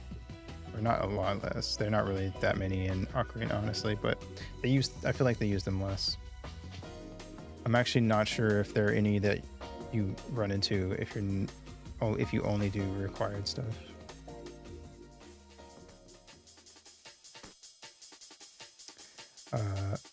All right, this is called Link eating plants. I don't know if it's good enough.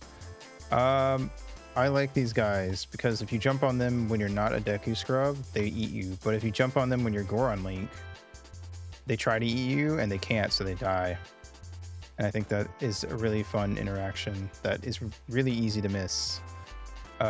Because to become Goron on top of them, you would have to jump on top of them as Deku Link and then turn into Goron Link. And you don't really see these things past by the point that you have Goron Link. So it's just a really weird but fun interaction that a lot of people wouldn't see. I also think adding a platform that you can only jump off on while wearing a certain mask is a fun idea. So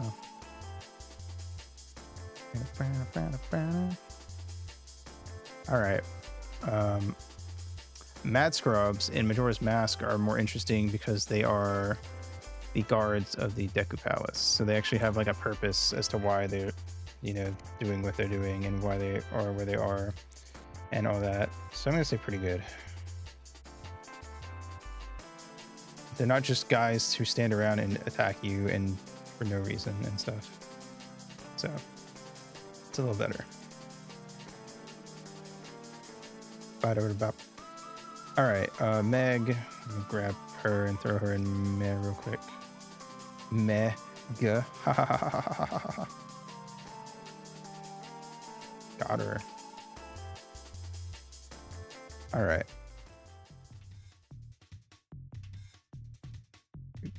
Okay. Oops. There we go. Next up, we have the mini Babas.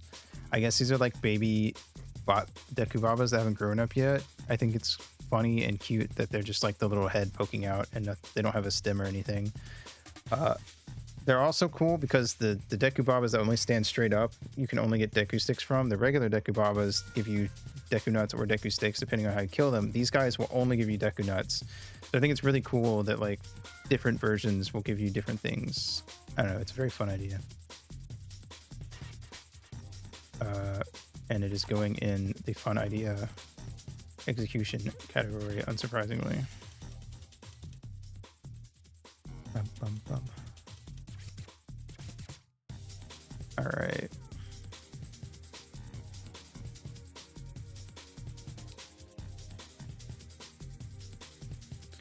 Next up is the mini fish that Georg summons.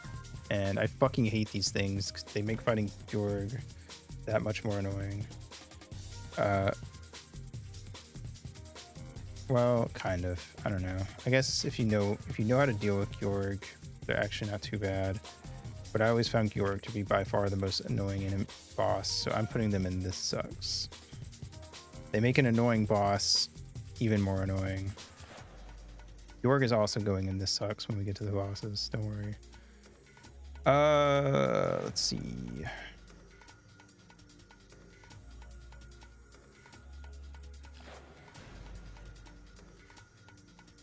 Holy shit, guys. Check this out. It's fucking moths.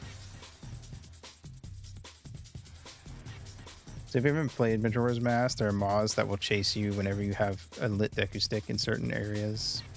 And I think this is a fun idea because it encourages you to not just like you already need to be moving fast while having a Deku stick out because it's gonna burn if you're not quick enough. And I think adding an extra thing that chases you to really like be like, all right, get a move on, motherfucker, is fun. And also they will just like hang out around the torches. So I think it's fun.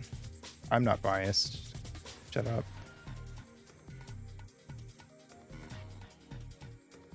There's so many of me.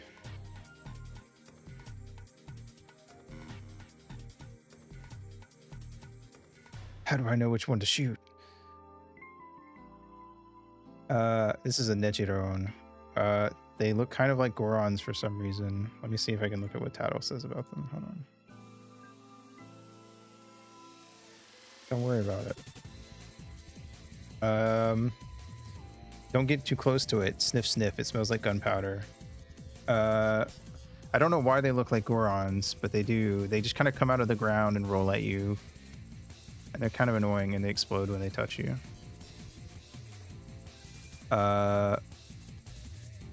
They're just really weird. I don't really get what they're going for, so I guess this is a Y because I'm not totally sure what this is supposed to be. His eyes are like a little too realistic. It's like when they give the Doki Doki Literature Club girls like the hyper realistic eyes type thing. So you're going in the Y category.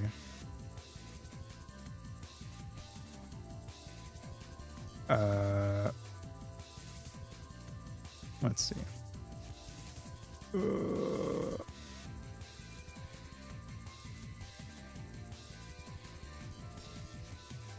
All right.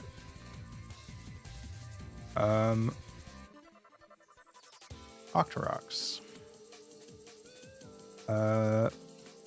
The only thing they really do with Octoroks in this game that's more interesting is that there are a couple points where you have to freeze an Octorok to make a platform to jump across. But other than that, they're just sort of, they're not really around too much. So I'm just going to say meh.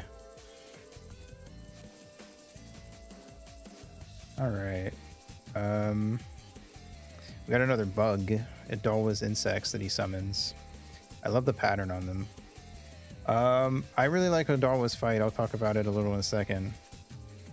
But I've always felt like he just has so many different moves and so much going on. I just think it's a really fun fight.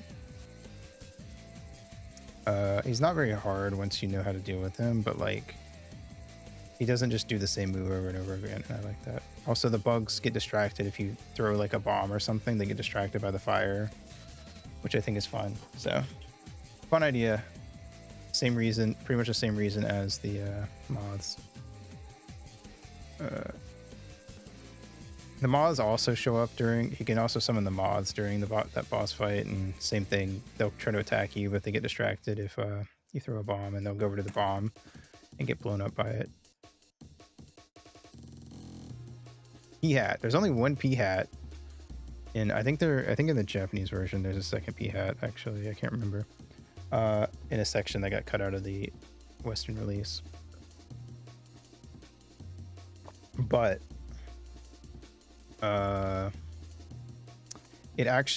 there's only one P hat, and it actually gives you a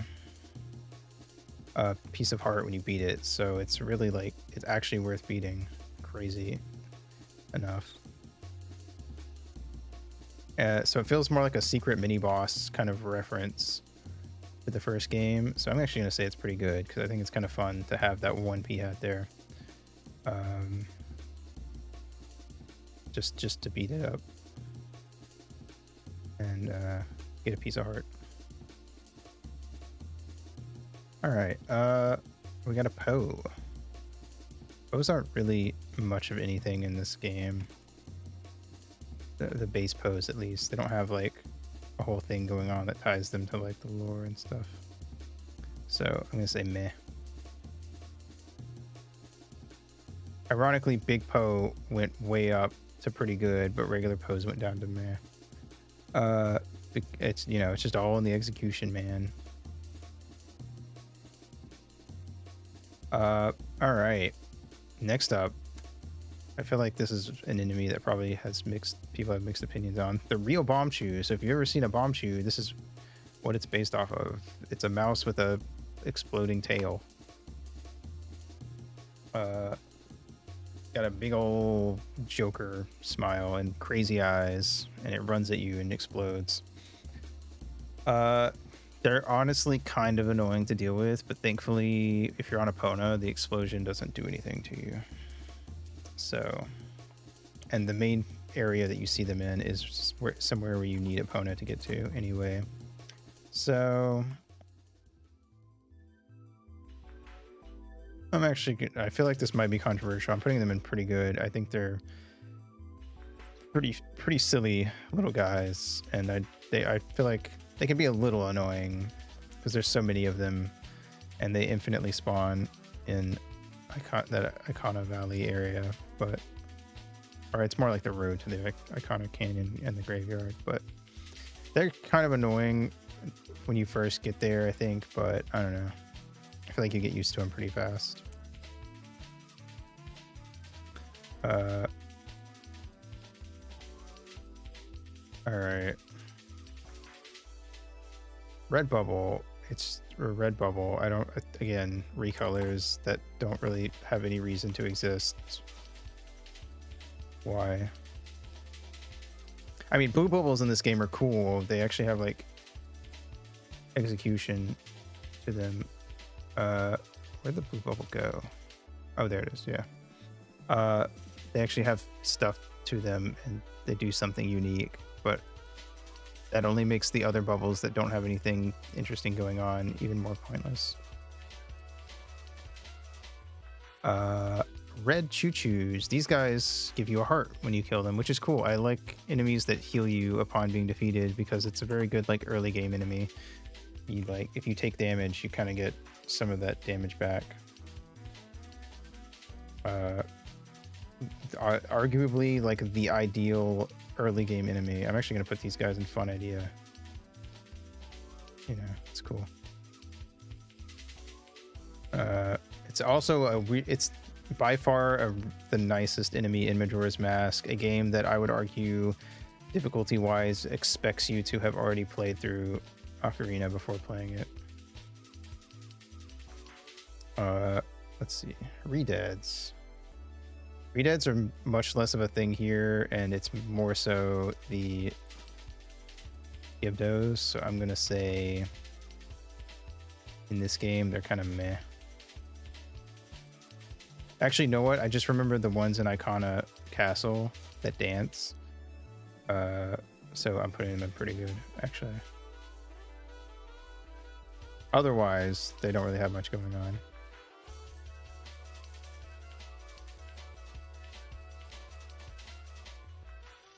All right. Shellblade. It's literally it's just, actually, I fucking hate this thing because the main one you have to deal with is in like a super tiny little enclosed thing. And it's like, it makes it way more annoying to deal with than any of the ones you ever deal with in Ocarina of Time.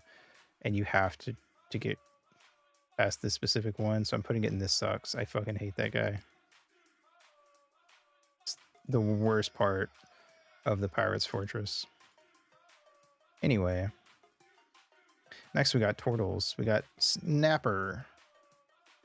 These guys wander around slowly, and when they see you, they go in their shell and spin around and try to hit you with their shell. And to beat them,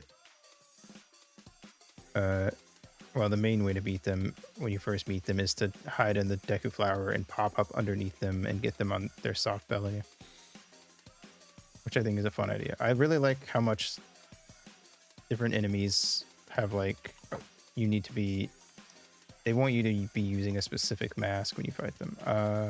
I'd say this is a fun idea. I think they're not difficult once you know how to beat them.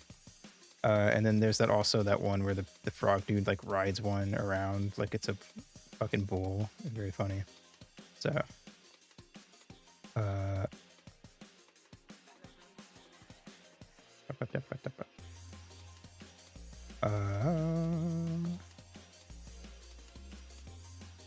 all right, Skullfish. I don't really get why we have two different types of skeleton fish guys, so I'm gonna kind of put this in meh. But I mean, you know, it is what it is, I guess. Skibbity-bee-bee-bee-bee. Let's see. Skulltulas, they don't really use them a lot in Majora's Mask. So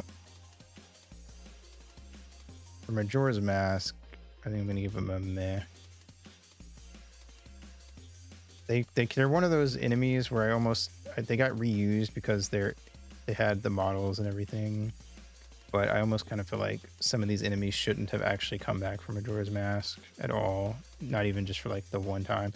The singular P-Hat's kind of fun, I think, because if you haven't played Ocarina, it feels like a weird little almost like mini boss thing that you beat up to get a piece of heart.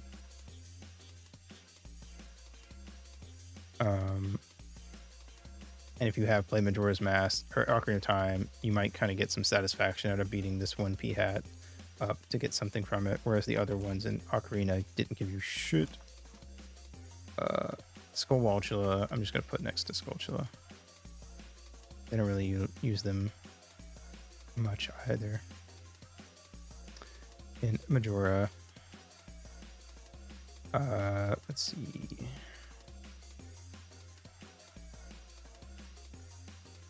All right, so I mentioned that Doll Children don't really have much going on from a lore perspective. Like, you can assume that they're the skeletons of soldiers that fought in the war or whatever, but no one really says anything about them.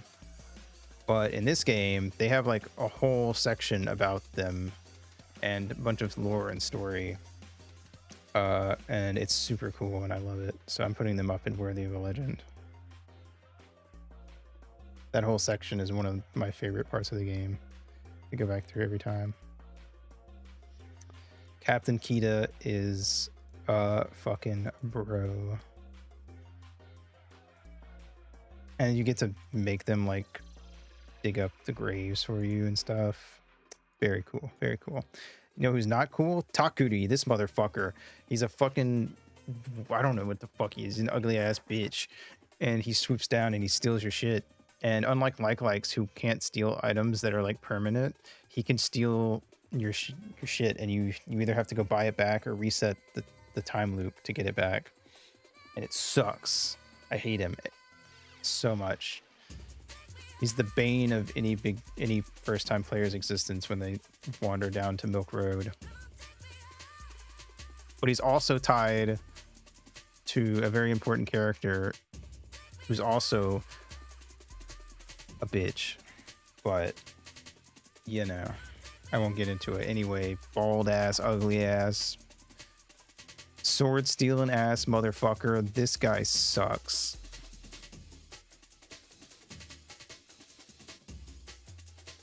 Fuck you, Takuri. Anyway.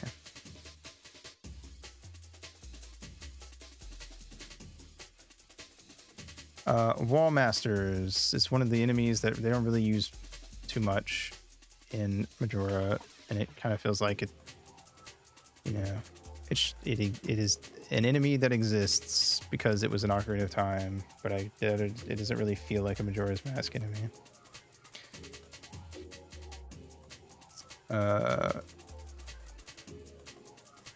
So it's a meh. All right. Next up, we have the White Bow, which is a snow version of the Black Bow from before. The only reason that this exists is because they have black bows in Woodfall and white bows in Snowhead. I'm gonna put them in pretty good, even though it's a recolor, because it's cute. So I'm giving it a pass. Fuck you.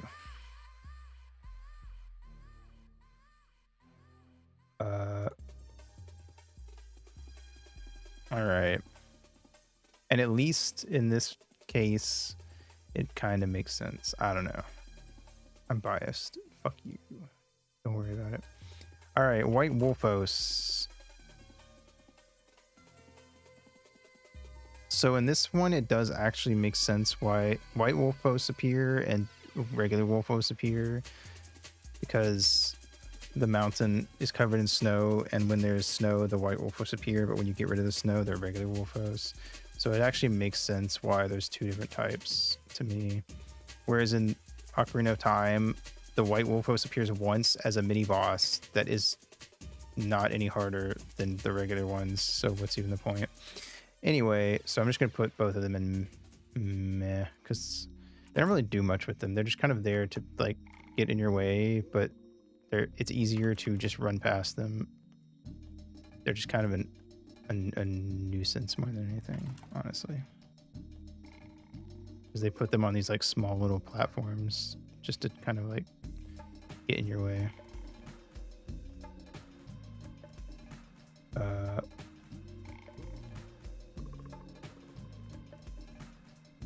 And then the last regular enemy is the yellow choo-choo, which is a choo-choo that drops arrows, which is very nice to have because you mainly see them in the third dungeon.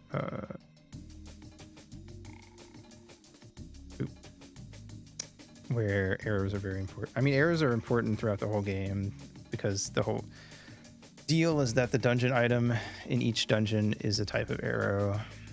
So it makes a lot of sense that if they're going to have a magic dropping choo-choo and a heart dropping choo-choo, that they would have an arrow dropping choo-choo.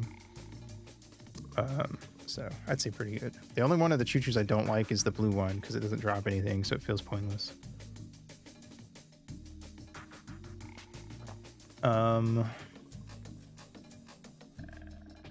Anyway, Let's go through the bosses real fast, and then we will wrap up. All right. So I mentioned Odawa earlier. And that is this guy. He's I guess you can't really tell because he's not standing next to Link, but he's very tall. He's a giant warrior.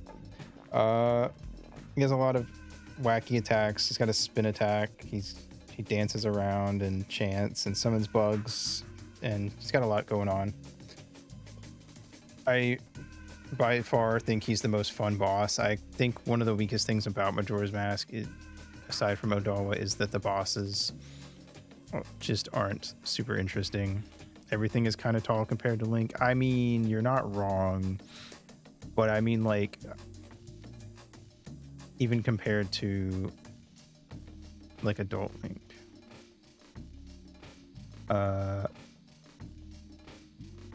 Or I guess in this case, Zora Link.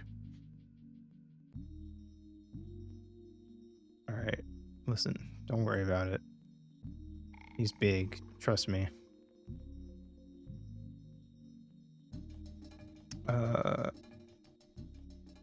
But anyway, by far the best boss in the game. Super fun. I'm gonna say fun idea because I would put him in Worthy of a Legend, but his like design and stuff doesn't really tie into any like established lore or anything, which is a little disappointing.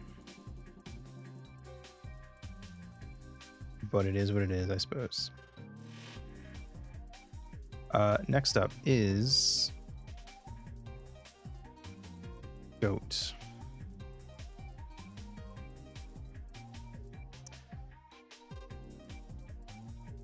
He's, you know, he's in the mountains and he's a goat, mountain goat. Ha ha ha ha. He's a big mechanical goat guy, and he sucks because there's like a big ring that you chase him around in, and you just have to keep hitting him over and over until he dies, and it can be really tedious and annoying, and I don't like it. To the point that there's a cheese strat you can do where you can get him to just stand in one spot and shoot him with arrows over and over from very far away, and even though it's really boring, it's arguably the better way to do it. So I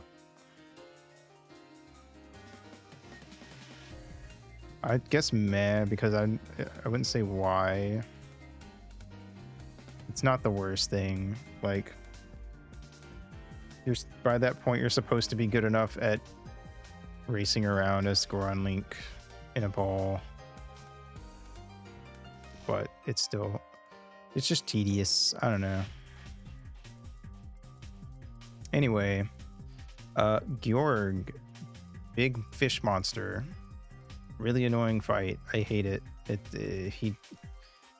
You have to like climb up onto dry land and shoot him, and then jump into the water as well, I guess you don't. Do you have to? I can't remember if you could.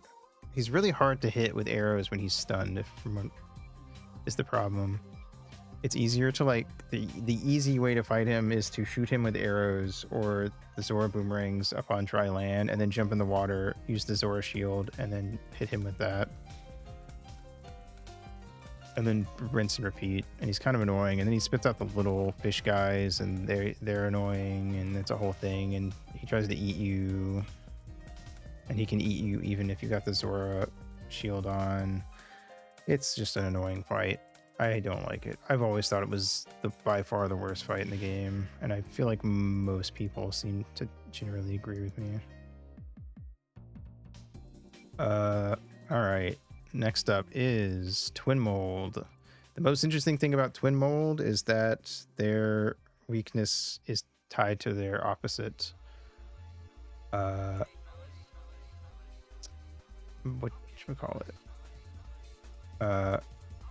Color element thingy. So ice arrows do more damage to the red one, and fire arrows do more damage to the blue one, which is fun. It is a bit of a tedious fight, though. in my opinion, because it's you use the Giant's Mask and it's kind of cool, but then it's like, I don't know, you have to stop unless you know about Chateau Romani and go in with the infinite magic thing.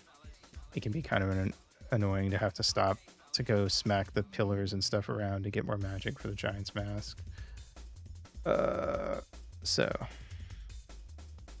yeah, I'm pretty sure you can get soft locked, or not quite soft locked, but like you can get to a point where the only thing you can do is just like try to chase down Twin Mold and hit its tail, but that is really annoying to do. So you may as well be soft locked at that point. It's a really annoying fight. If you, I don't know. I don't know. It could be worse, I guess.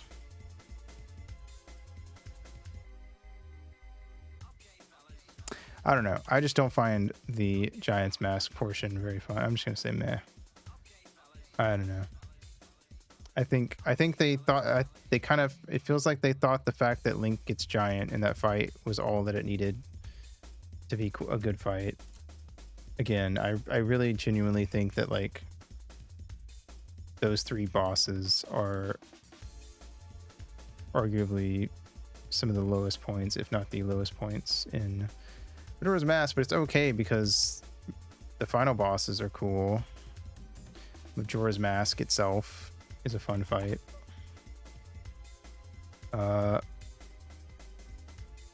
You gotta like shoot it, and it summons like the masks of the 4 bosses to kind of chase you around, and you have to kind of deal with them too.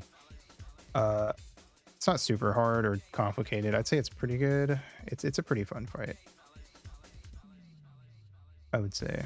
But it's only phase 1, and then you have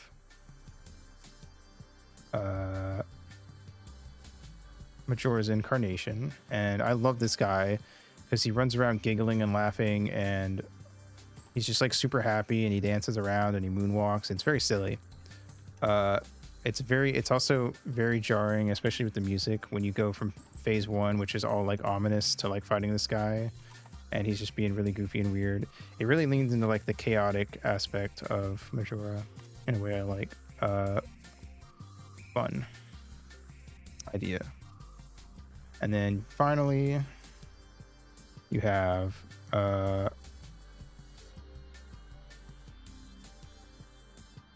after you beat up Majora's Incarnation enough, it gets angry and gets muscles, and it turns into Majora's Wrath, and it has whip thingies, and it throws like spiked tops at you, and it's a pretty difficult fight, which is fair because it's the final boss.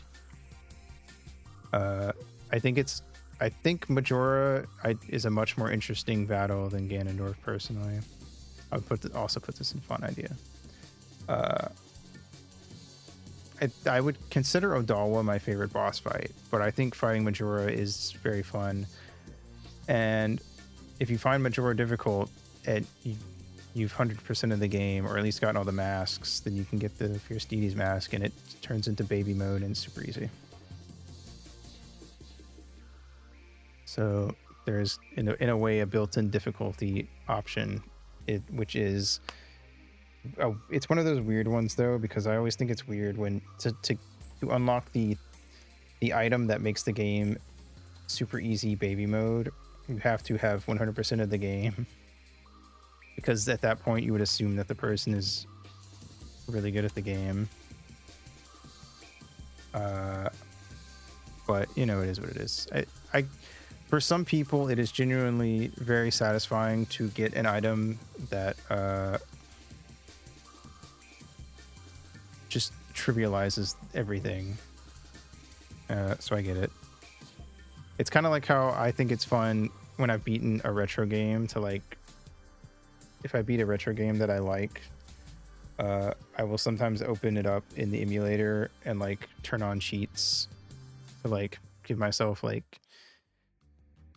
if it's an RPG, like I'll go into the first area at max level or stuff like that, you know.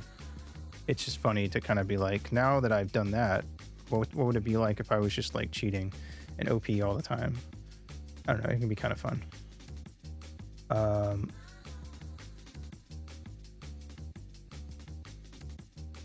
anyway, let me get rid of all this and save it in case I come back and do this again for other Zelda games. Whoop.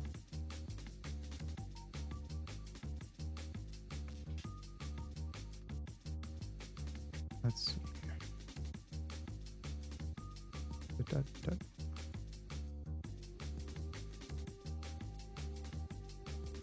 All right, cool. Thankfully, we were able to get through Majora's Mask a lot faster since all the repeats, I was sort of just like, it goes here.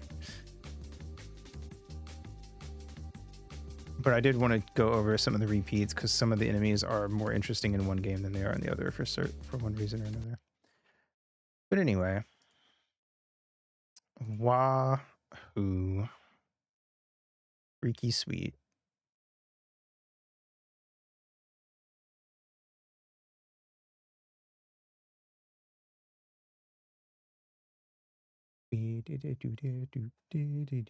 All right, cool. With that, tomorrow we will be playing Scarlet Nexus. And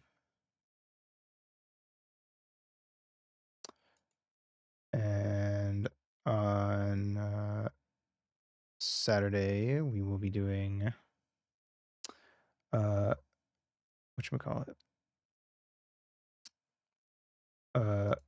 More Atelier Ryza, and Sunday more Scarlet Nexus, and we should be like halfway through both of those games. Or Scarlet Nexus is a little shorter. I think it'll be one stream less. I think, what was it? I think Scarlet Nexus will probably be like 6 or 7 streams, and Atelier will be 7 or 8, I think, if I'm remembering right. So we'll be like halfway through those games this weekend, maybe a little more for Scarlet Nexus. Yar. But yes, I hope the tier list was worth the points. I'm gonna spin my wheel today and see if I can find anyone that I want to raid in whatever game it lands on.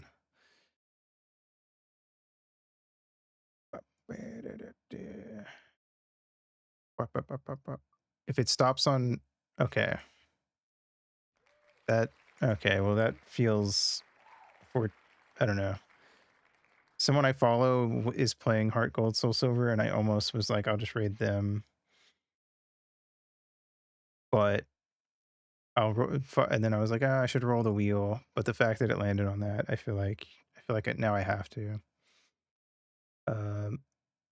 So I don't know if they're doing a Nuzlocke or what they're doing, but a randomizer or something. We'll see. Anyway, yes. I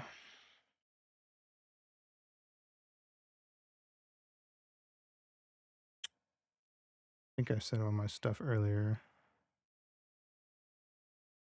I mean, I feel like, how tall is an apple? I'm 6 inches tall, so you could definitely find some apples that would stack to be about 6 inches, I feel like. Anyway, yes, an apple is 1 apple tall. It's true. All right. PPR, go follow Ringo, my artiste, very cool, very epic. Here's the raid message if anyone wants to join on that. We're gonna go raiding into Magimilk. Like I said, is playing Heart Gold Soul Silver. Which is my favorite Pokemon game. It's probably like a Nuzlocke or a Rando though, so just so you know, I guess. And that's about it. So thanks for coming out. Have a good day, good night, whatever it is for you. And I will see you in the next stream. Mwah.